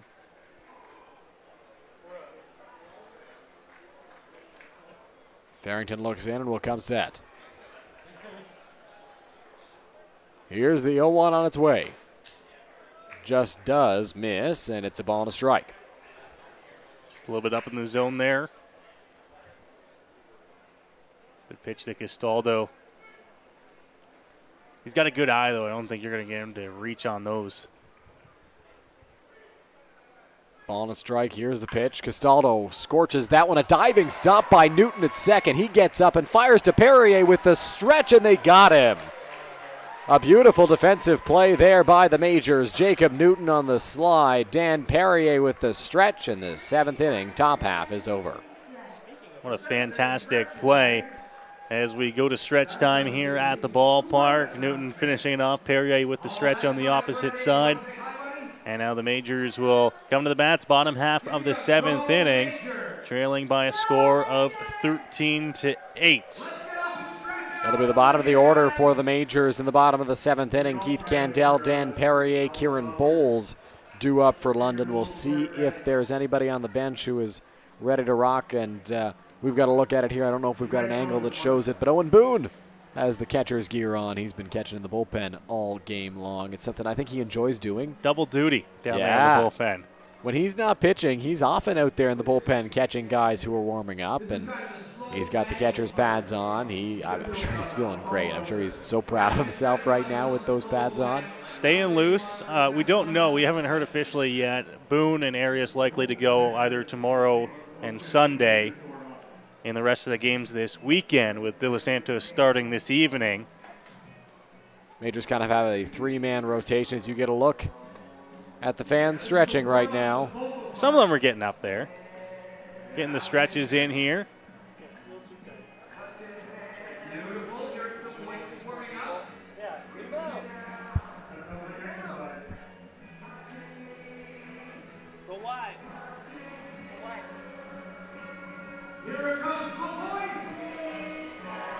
Group chatted at talking to Steve Cochran there as the fans sing Sweet Caroline.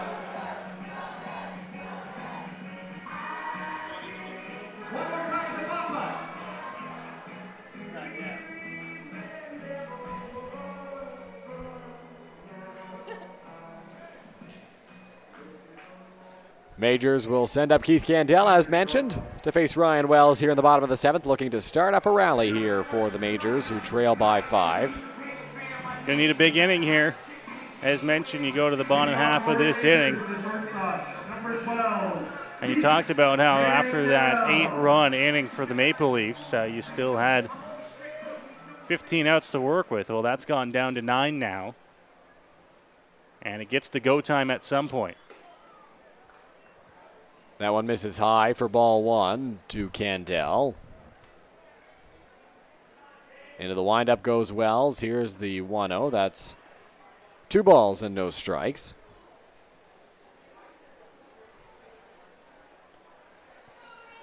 Wells gets the sign he wants. Here's the 2-0 on its way. That is a called strike 1 to Keith. Dylan Adam Mara begins to throw down in the Toronto bullpen. Wells has been in the ballgame for a few innings now. Candell skies this one, foul territory. Mara ranging towards the backstop. He slides. Did he catch that baseball? He did. That's back-to-back innings with a fantastic defensive play by Toronto. Yeah, that diving, sliding catch out in center field last time around, and then what a play to the backstop by Justin Mara. Goes into the slide. The backstops here at Labatt Memorial Park, a little bit of an odd shape to them as they go kind of out in the corners, if you will. And that was the deepest part of the backstop where Mara had to go. And he probably went a good 70 feet to the fence to catch that one. It's a long distance to travel. Here's the first pitch to Dan Perrier. That will miss outside for ball 1. Perrier 0 for 2 in the ball game, going to look to turn things around. Struck out swinging twice. His other plate appearance, he had a sacrifice bunt. Perrier skies that one just beyond the infield. After it is Dan Mara, and he will make the grab in shallow right for the second out. We talked about how the bullpen keeps going here for the Leafs, but Wells has been impressive so far on the mound at keeping the Majors off the board. So Phil Whalen will pinch hit for the Majors now as he will take over for Kieran Bowles. And last week, We saw Phil Whalen hit his first IBL home run against the Brantford Red Sox here at Labatt Park. We'll see if he's got any of that magic left in his bat in this trip to the plate against Ryan Wells. The Majors order has struggled against Wells so far. Only one guy has recorded a hit off of him as the first pitch misses. We'll see if somebody off the bench can do some damage. Into the windup goes Wells. Here's the 1-0. Whalen takes that one. It's a ball and a strike. Yeah, a lot of times you look up at the scoreboard out there in right center field, you see the Majors have 8 runs on 11 hits. You think that the offense has been cruising, but really they've been quiet the last few innings, Dylan. Breaking ball gets in there for strike 2. You see if the bench can change anything up here. Someone can get something going off the bench. The Majors have a deep bench as well. They do. We'll see how much they utilize it down the stretch here. Fastball just misses the inside corner to Whalen, so 2 balls and 2 strikes now.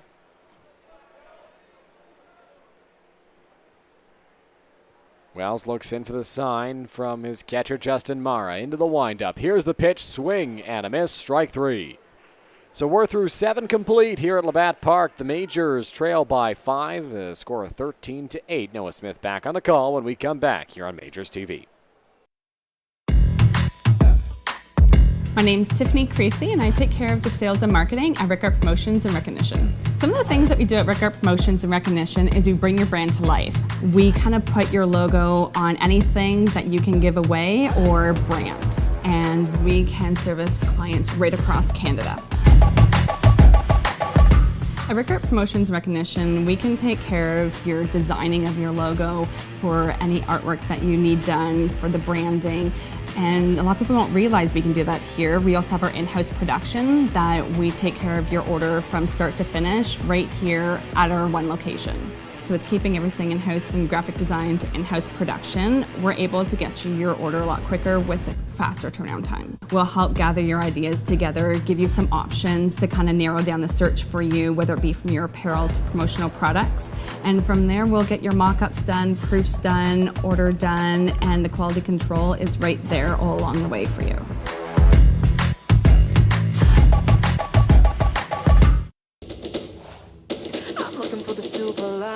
So tell me where it hides. I know I got some lightning. Currents running through me. I found that silver lining on the inside of me.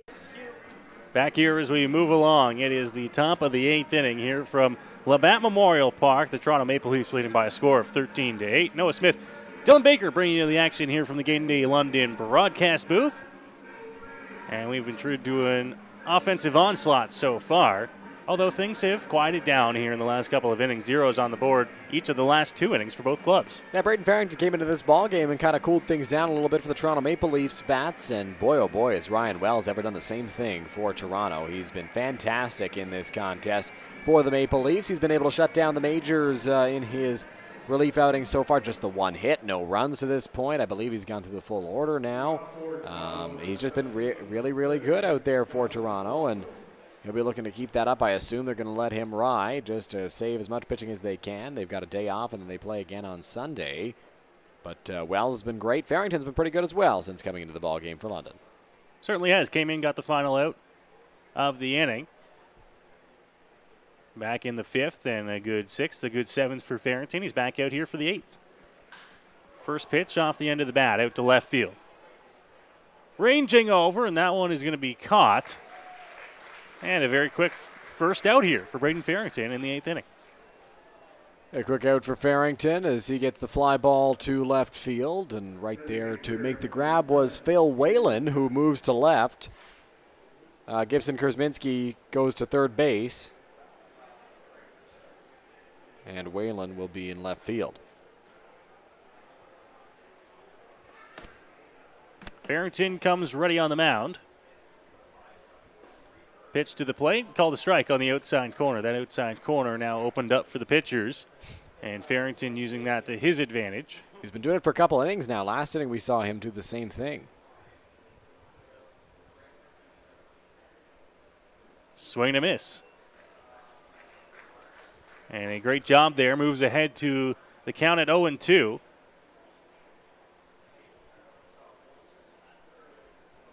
As Farrington working well ahead of the count here on McCaskey. to the plate. Swing and a miss, and it's a strikeout for Farrington. And a big out number 2 here in the top of the 8th inning. Great job by Farrington there. Good sequence to retire Aiden McCaskey, the designated hitter for the Toronto Maple Leafs, and getting the second out of this inning for the Majors. So Connor Lewis, who may very well have the play of this ball game, Dylan. It came on defense out in center field, and he'll come to the plate now. Yeah, that was a fantastic play by Connor Lewis out in center. I wasn't sure he was going to get to that baseball, but he did, and just an incredible play.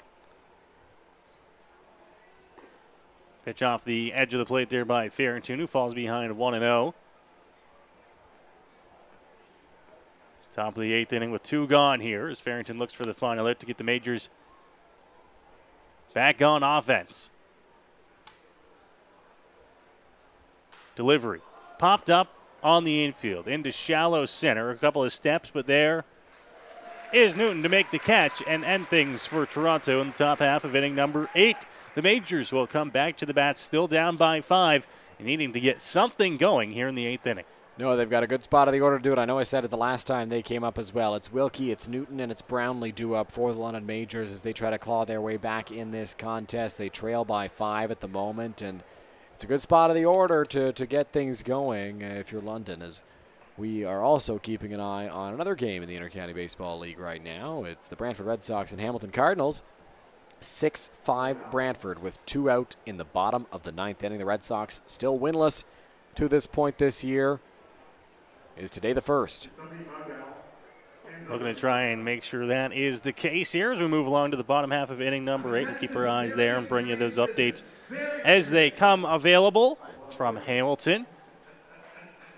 Dylan, looks like Ryan Wells still back out on the mound here for the Maple Leafs. He'll continue on here into the bottom of the 8th inning. Why not? 48 pitches through 4 innings of work. He's been efficient. He's been good, and he's thrown 11 pitches in his last 2 innings, 10 the one before that. He's been very solid for Toronto. He's been exactly what the doctor ordered to this point in the ball game, and just fantastic in relief for the Maple Leafs after a tougher start for Jacob or for Toronto.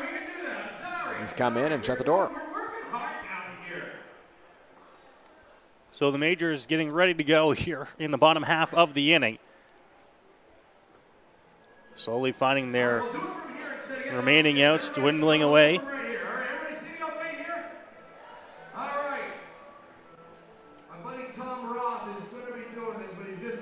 was a good crowd out here on the Friday night. It's dwindled down a little bit as some of the youngsters have made their way home as we work our way past 10:30 here on this Friday night. Still a good night for baseball here as we are ready to go here, bottom half of inning number 8. Ryan Wells back out on the mound here for Toronto. All right, tell you what, Tom, we're going to take a punt. We're going to get this right after, okay? We're going to get this Wilkie 3 for 3 in the ball game. He will lead things off. Doubled in the first inning, then singled, walked, and singled again. So he'll be looking to get on base once more for London. The only guy to get a hit off of Ryan Wells, I believe. Top of the Majors order, it's Austin Wilkie. Try and start a London Majors rally here on the bottom half of inning number 8. Here's the first pitch, fouled into the screen and makes its way into the first row of seats. It goes to 0-1.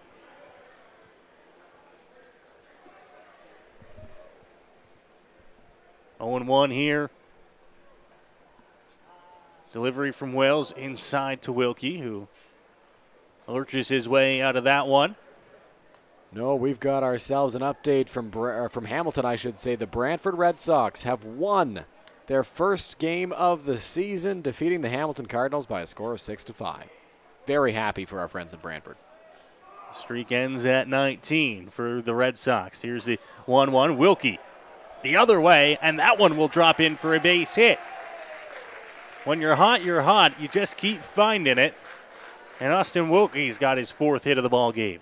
Austin Wilkie's got 3 singles in this game, and they all look the same in the box score, Noah. Nobody's going to know that that was hit much less hard than the other ones were, and Wilkie will take it. He's aboard now. He's got his 4th hit of the ball game. He's been on all 5 times that he's come up to the plate, so a great job by Wilkie there fighting that one off.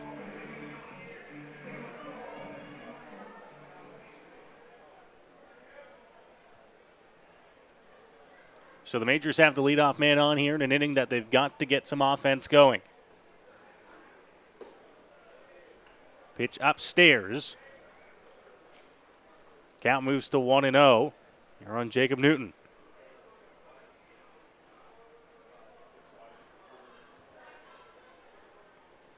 Wells checks, and now he comes to the plate. That one will get off the glove of Mara and to the backstop. Wilkie will advance to second base. We'll see if that's going to be ruled a passed ball or a wild pitch. I would guess a passed ball. Likely Mara should have probably had that baseball, but either way, Austin Wilkie moves into scoring position here as the Majors look to score some runs.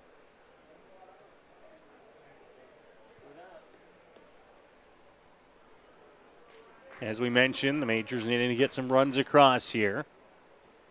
It has been ruled a wild pitch. It all starts with one. That runner stands at second. Here's the pitch to Newton. Off the edge, doesn't get the call. 3 balls and no strikes. Great hitter's count for Jacob Newton, and it's possible they give him the red light here, but with the way Newton's swinging the bat, you just got to turn him loose, I think, in this 3-0 count. 3-0. That pitch was right there. Newton obviously taking all the way, and the count goes to 3-1. And once again, action down in the Leafs bullpen. I believe Adam Mara throwing again. Here's the 3-1 delivery inside, ball 4. And Newton will take the walk here. The Majors have the first couple guys on to start the inning as they approach the heart of the order, and Cleveland Brownlee comes to the plate. Justin Mara with a very smart mound visit here. He's going to go out and talk to Ryan Wells out there on the mound just to try and keep him focused, keep him set on the task at hand, and that's to retire Cleveland Brownlee. Brownlee, obviously, one of the better hitters in this Majors lineup, always a tough out, and the Leafs have done a good job of keeping him off the base pass for the most part in this ballgame. He had an infield single earlier, but after the walk there, it's a smart move by Justin Mara to go out to the pitcher and try to calm him down. So Cleveland Brownlee 1 for 3 tonight. Couple of guys on here for the Majors. First pitch inside, and that one's going to drill Brownlee. That's the second time he's been hit tonight, as he'll head down to first, and the bases will be loaded. The crowd getting on Ryan Wells here, especially after the fact that Justin Mara went out to the mound, and I don't think it was intentional by any means. No, I don't think so. At all. But the crowd, obviously, being very one-sided, had a different opinion, and Brownlee tries to shake it off over at first base. He, I think, waves Roop off. Roop Chanadad, Majors manager, asking if he wants a pinch runner, and Cleveland says, no, I'm all right. I'll stick it out. Bases loaded, and Damon Toppoli with a mound visit, but it doesn't look like he's pulling the ball yet. No, nothing just yet. The lefty warming in the bullpen, but with righty Mullen, righty Joseph, the next two he faces, see if they can get another out or two from Wells. They have a 5-run lead to work with here, but the bases are loaded, nobody out. As you mentioned, we did see briefly there that Cleveland Brownlee was looking to get lifted for a pinch runner, but I think smart to keep him in this game, Dylan. You want to try to get speed out there. I get that when you're down 5, but there is a legitimate chance that his bat could come around again tonight. If that was the tying or go-ahead run, no, a completely different situation, completely different opinion. If Cleveland's run could tie this game or could give the Majors the lead, then yes, you put speed out there, you try to get him home. But right now, as Mullen gets a great cheer from the hometown crowd, right now, Cleveland's run is just a run that gets you back and closer to erasing this 5-run deficit. It's not a game-tying run. It's not a go-ahead run. So smart move to leave Brownlee in here, in my opinion. Wells ready to face off against Mullen. First pitch in the dirt, picked there by Mara. The runners will stay where they are. Count moves to 1-0. Mullen, of course, already has a home run in this ball game, and this place would erupt if he were to hit another. Just missed his second earlier on. Just looking to keep the line moving here. 1-0 delivery. Outside corner. Doesn't get the call, and the count goes to 2-0. The corners have expanded as the game has gone on. We've pointed that out already, Noah, but that one was just too far outside, and Robert Mullen knew it. Good take there to make it 2-0. 2-0 delivery. Mullen popped up. Sky high on the infield. It's Wells now behind the mound. Vinicio. Infield fly was called on the play, and it's a big out number 1 for Wells and the Leafs. I was thinking for a moment that Ryan Wells was going to try to make that play by himself, but Jose Vinicio smartly sprinting in from shortstop to call off his pitcher and make that grab for the first out. Robert Mullen just got underneath that baseball, and way underneath it because he skied it on the infield. Good pitch to hit, maybe a little bit low, and he just skied it in the air. So Starling Joseph will come to the plate now. Majors still pressing in a huge spot here for the hometown club.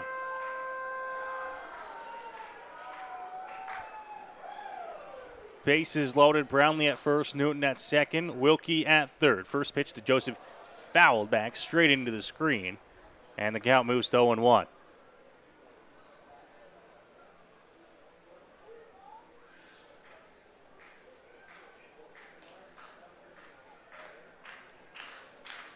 Fans trying to clap along here for Joseph. Curveball, he chases it off the plate. We've seen that a number of times tonight, and it goes to 0-2. Joseph's got to stay focused. A base hit would be huge for the Majors here. You just got to chip away at the deficit, get whatever you can in this spot. You don't need a grand slam. Grand slam can't even tie it right now. Just score some runs. Well, time called at the plate.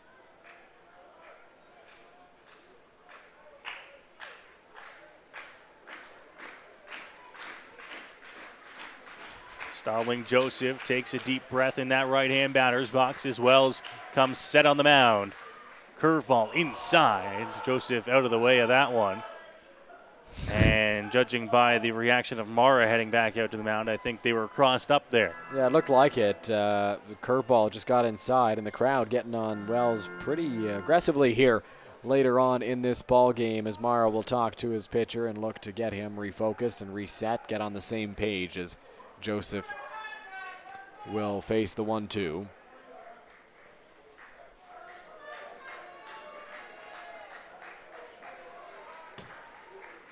One and two count here on Starling Joseph. Wells the leg kick delivery. Joseph fouled off. He'll stay alive and see another pitch.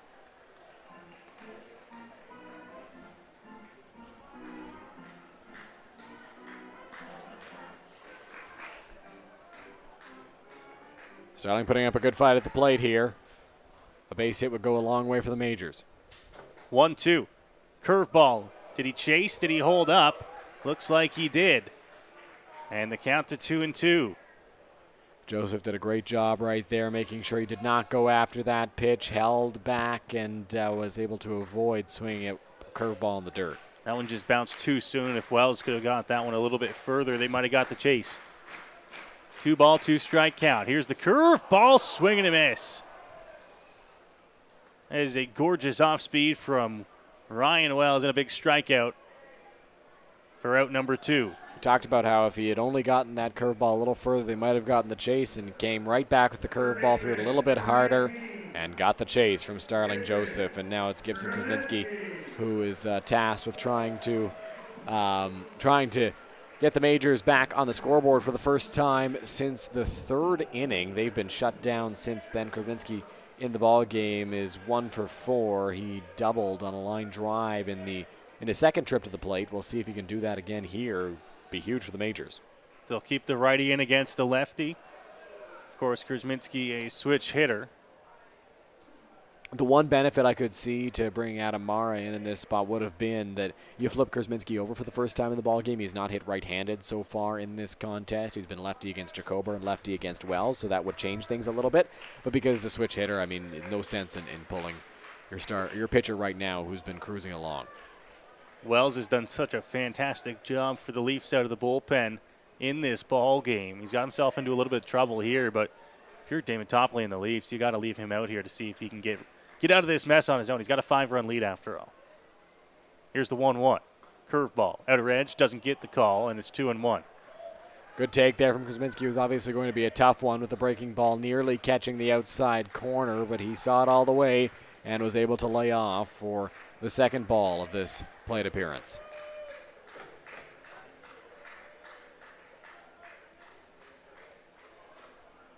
Here's the look in the delivery from Wells. That one's going to slip out of his hand and go right to the backstop. And a run will come in to score Austin Wilkie touches home. And the Majors are on the board for the first time since the bottom of the third. Boy, oh boy, Noah, that pitch was nowhere close to the plate. I'm not sure what happened, if it just slipped out of the hand of Wells, or if I hope he didn't tweak anything in his arm, because that was so far wide of the plate, and that allows a run to score. Majors will take it. Now they're within striking distance. One big swing at the bases loaded ties things up, but Krasminski has to be thinking just get on base or get a ball into the outfield so that one, maybe two can score.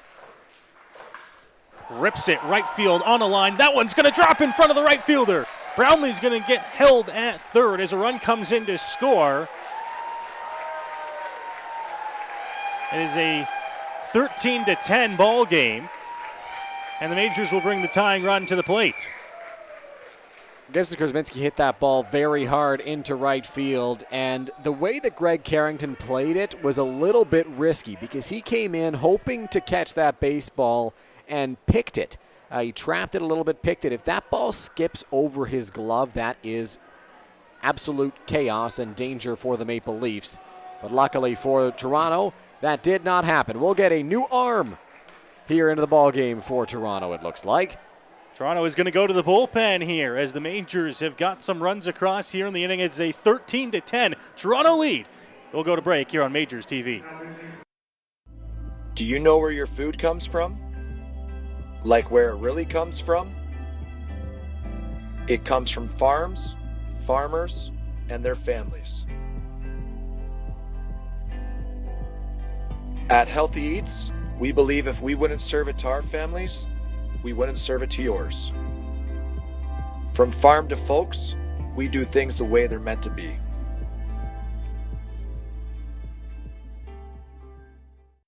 Here we go. Believe me, you've never heard a talk show like this. I'm sleeping with Joe Carter. By the way, Joe did not touch them all. Yeah, I have to say, like, your voice is fantastic. Meet Smitty. Listen, I'm the brains here. And Mitty. And I'm the good-looking funny one. This is the Smitty Mitty Show.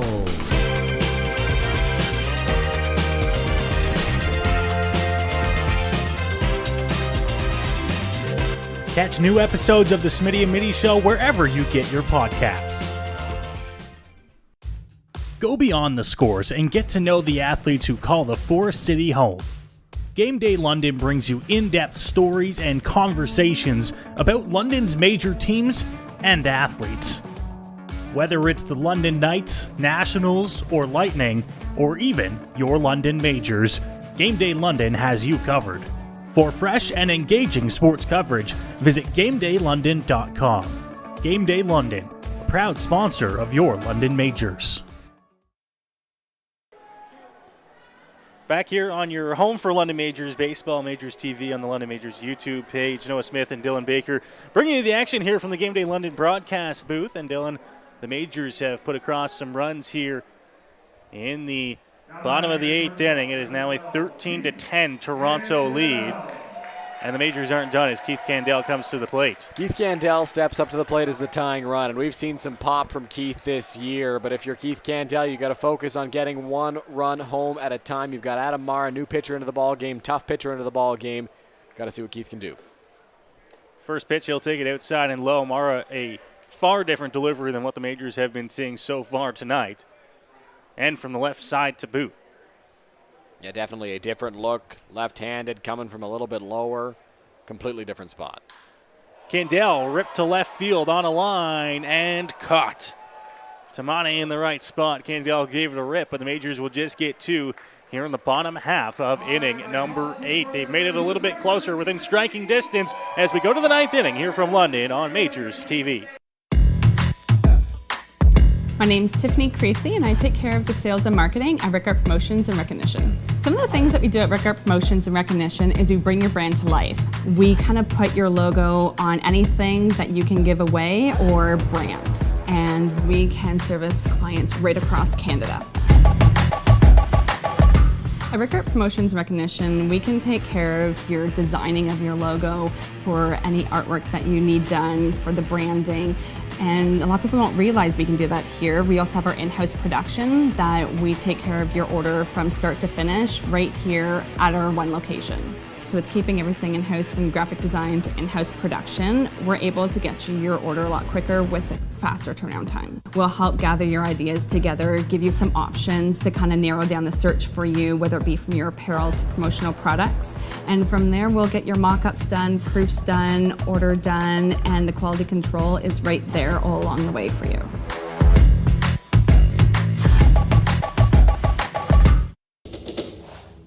I'm looking for the silver lining, so tell me where it hides. I know I got some lightning, currents running through me. I found that silver lining on the inside of me. Yeah.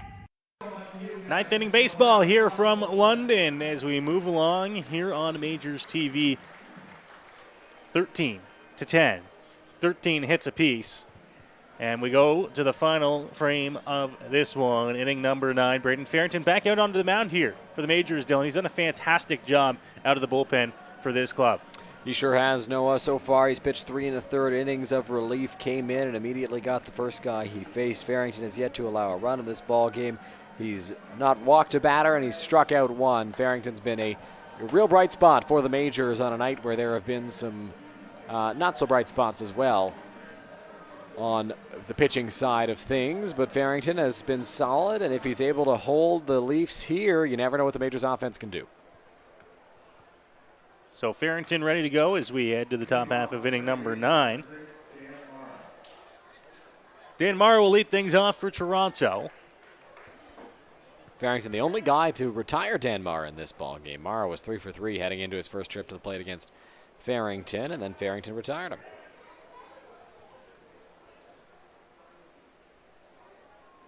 So Farrington grabs his sign, and he's ready to go here.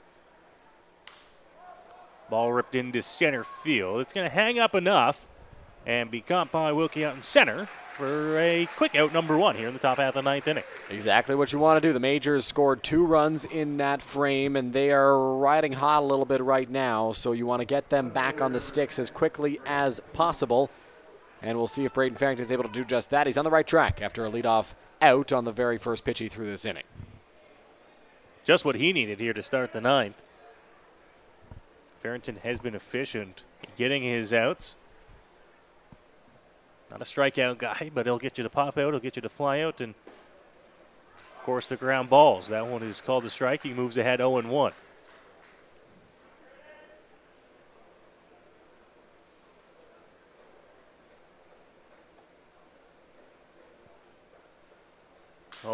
Ripped over and into left field.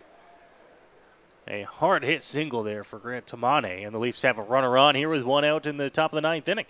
Now, Grant Tamane hit that baseball hard just past the dive of Gibson Krasminski over at third base, and that leads to a base hit. With 1 out for the Toronto Maple Leafs, we'll see what they are able to do now. If they're able to muster up a rally and score some more runs, tack on some insurance perhaps, they'll be looking to do just that in this spot. It'll be Greg Carrington trying to move up that runner. And now I'm not sure. Oh, there's a bat left on the in the grass just out front of the on-deck circle, so they'll get that picked up and we'll play on here. First pitch from Farrington called a strike because it catches the bottom corner of the zone.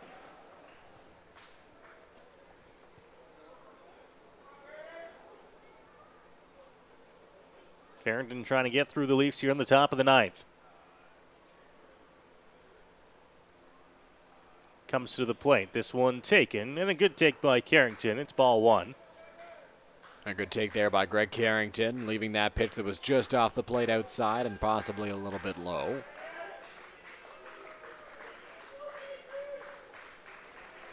Farrington ready to the plate. Called a strike, and he gets up in the counts 1-2. Farrington going to look for his second strikeout of this outing in this spot against Carrington. If he's able to get a ground ball, they could possibly turn 2, though Carrington does have wheels. 1-2, swing and a miss. Good put away pitch there by Braden Farrington. And there's 2 gone here in the inning. No, we've seen a lot of this so far in the ball game. Jacob Newton behind the pitcher is always doing a little dance when he gets that second out of the inning, and it's been a fun little sight to see despite the fact the Majors are down in this ball game. Keeping the spirits high is Jacob Newton at second base. Really good pitch there by Braden Farrington and off speed to get the chase. From the number 9 hitter, Greg Carrington took care of business, got the second out. Now you got to deal with the pop up top. Farrington grabs his sign. A little quick check over the shoulders, and now he'll come to the plate. Good curveball. Way out in front of that one is Jose Vinicio, and the count goes to 0-1. Yeah, Vinicio swung out of his shoes on that pitch from Braden Farrington, and it's possible we see it again at some point in this at-bat. The one thing with Farrington, because he doesn't have a fastball that can blow it by you, it can't get too predictable. You don't want to maybe come back with it here now that Vinicio's seen it. Keep him guessing. Keep him on his toes. Farrington again. This one will miss upstairs. Vinicio so far tonight, 1 for 5, but you could argue that hit, Dylan, the biggest one for the Maple Leafs in the ball game. Absolutely, Noah. I mean, there's a 3-run difference right now in this ball game. Jose Vinicio hit a 3-run home run for the Toronto Maple Leafs, just an absolute laser to right field, and it's gone a long way to shifting the momentum and giving the Maple Leafs the lead. Farrington delivers, catches the outside edge. Vinicio can't believe it.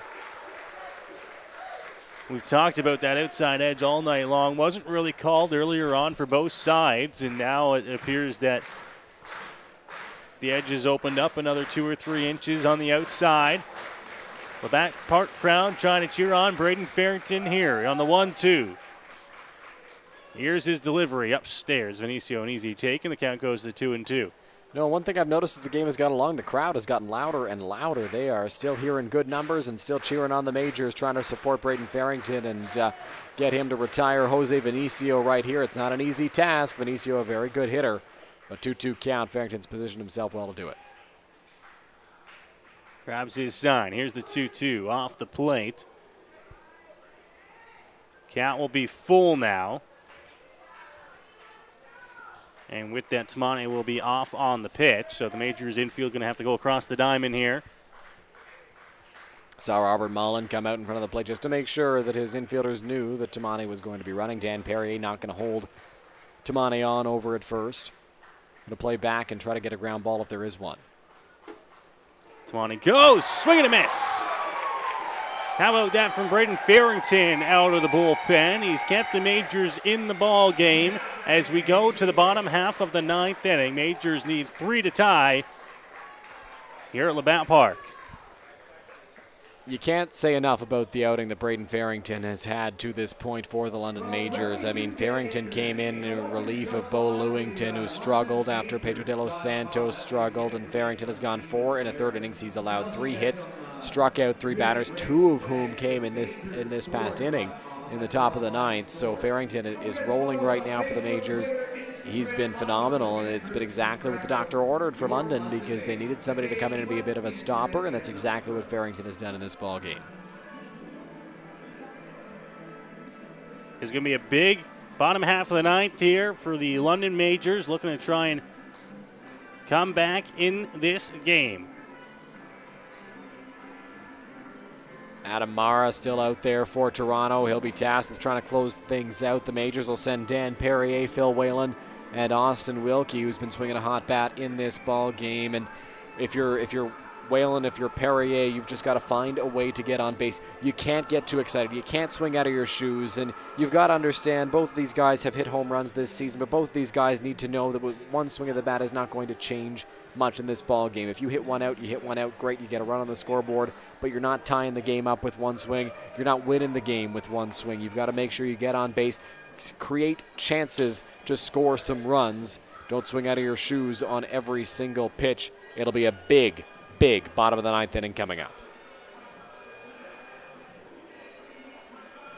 Mara finishing up his warm-up pitches on the mound, and when he does, we'll be ready to go in the bottom half of inning number 9. Good contingent of Majors fans still in the ballpark, still cheering on the hometown club here. Many of them on their feet for the bottom half of the 9th inning. And now strolling to the plate, it'll be Dan Perrier to lead things off. Dan Perrier so far in this ball game is 0 for 3. Struck out twice, popped out, and sacrificed bunt to this point in the ball game. We'll see what he is able to do in a big spot for the Majors.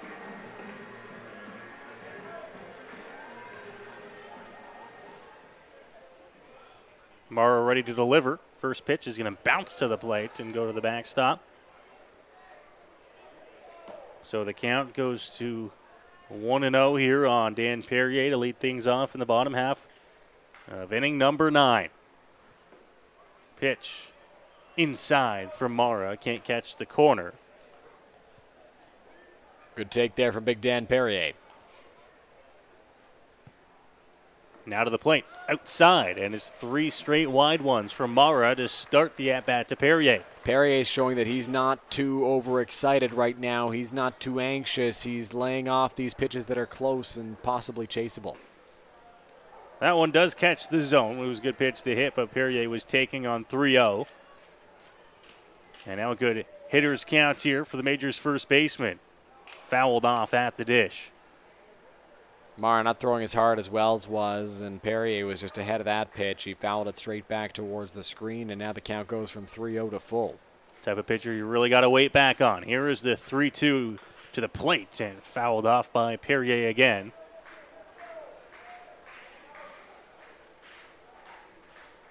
Good battle being put on right now between the pitcher and the batter, Dan Perrier.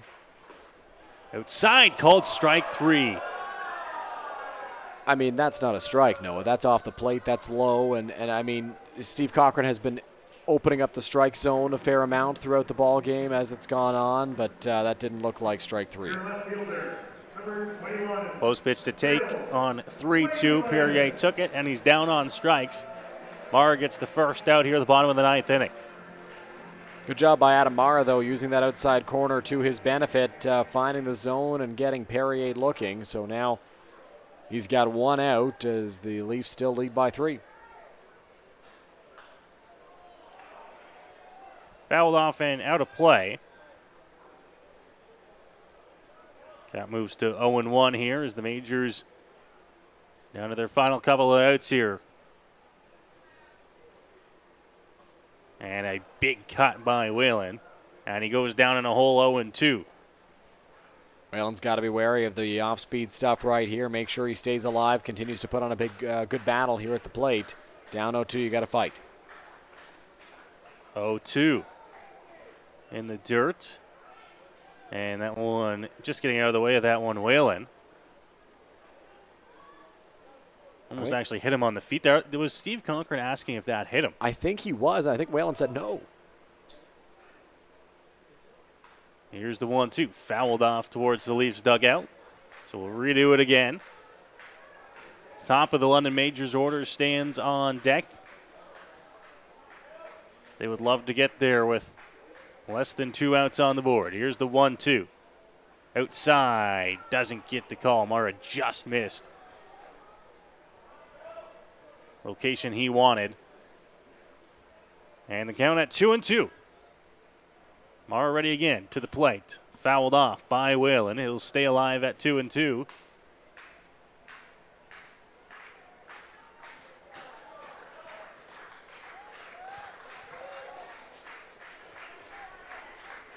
Mara into his delivery. Fouled back. What a battle going by Whalen right now at the plate. Done a really good job. Fell behind 0-2 quickly with a foul ball and a strike swing, and then took ball 1, fouled off another, took ball 2, and has fouled off 2 in a row here. He's doing a great job of making Mara work, and at the very least, he's making him throw a lot of pitches. Mara to the plate, called strike 3. Inside corner to get Phil Whalen for the second out here in the bottom of the 9th inning. That right there is right on the inside corner, and it's strike 3 for sure. And Whalen is set down for the second out of this bottom of the 9th inning. Might have been looking for something else, but that looked like a pretty good strike there from Adam Mara. Found the right spot in the strike zone, and now the top of the order for the Majors comes up, but there are 2 out. So the Majors, if they want to get something going, it's going to have to happen with 2 gone. Wilkie is a perfect 4 for 4 in the ball game. Pitch inside low, picked there by Mara. And the count goes to a ball and no strikes.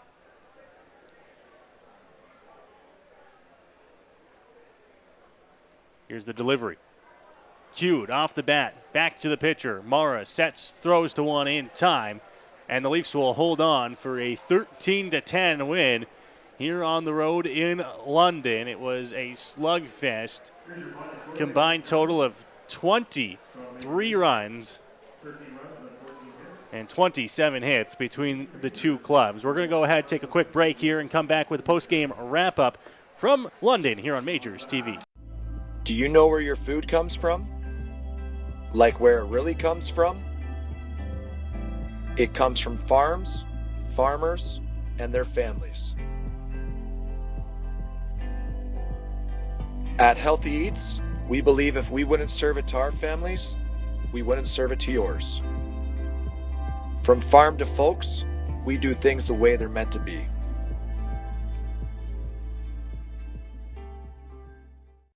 Here we go. Believe me, you've never heard a talk show like this. I'm sleeping with Joe Carter. By the way, Joe did not touch them all. Yeah, I have to say, like, your voice is fantastic. Meet Smitty Listen, I'm the brains here. and Mitty. And I'm the good looking funny one. This is the Smitty Mitty Show.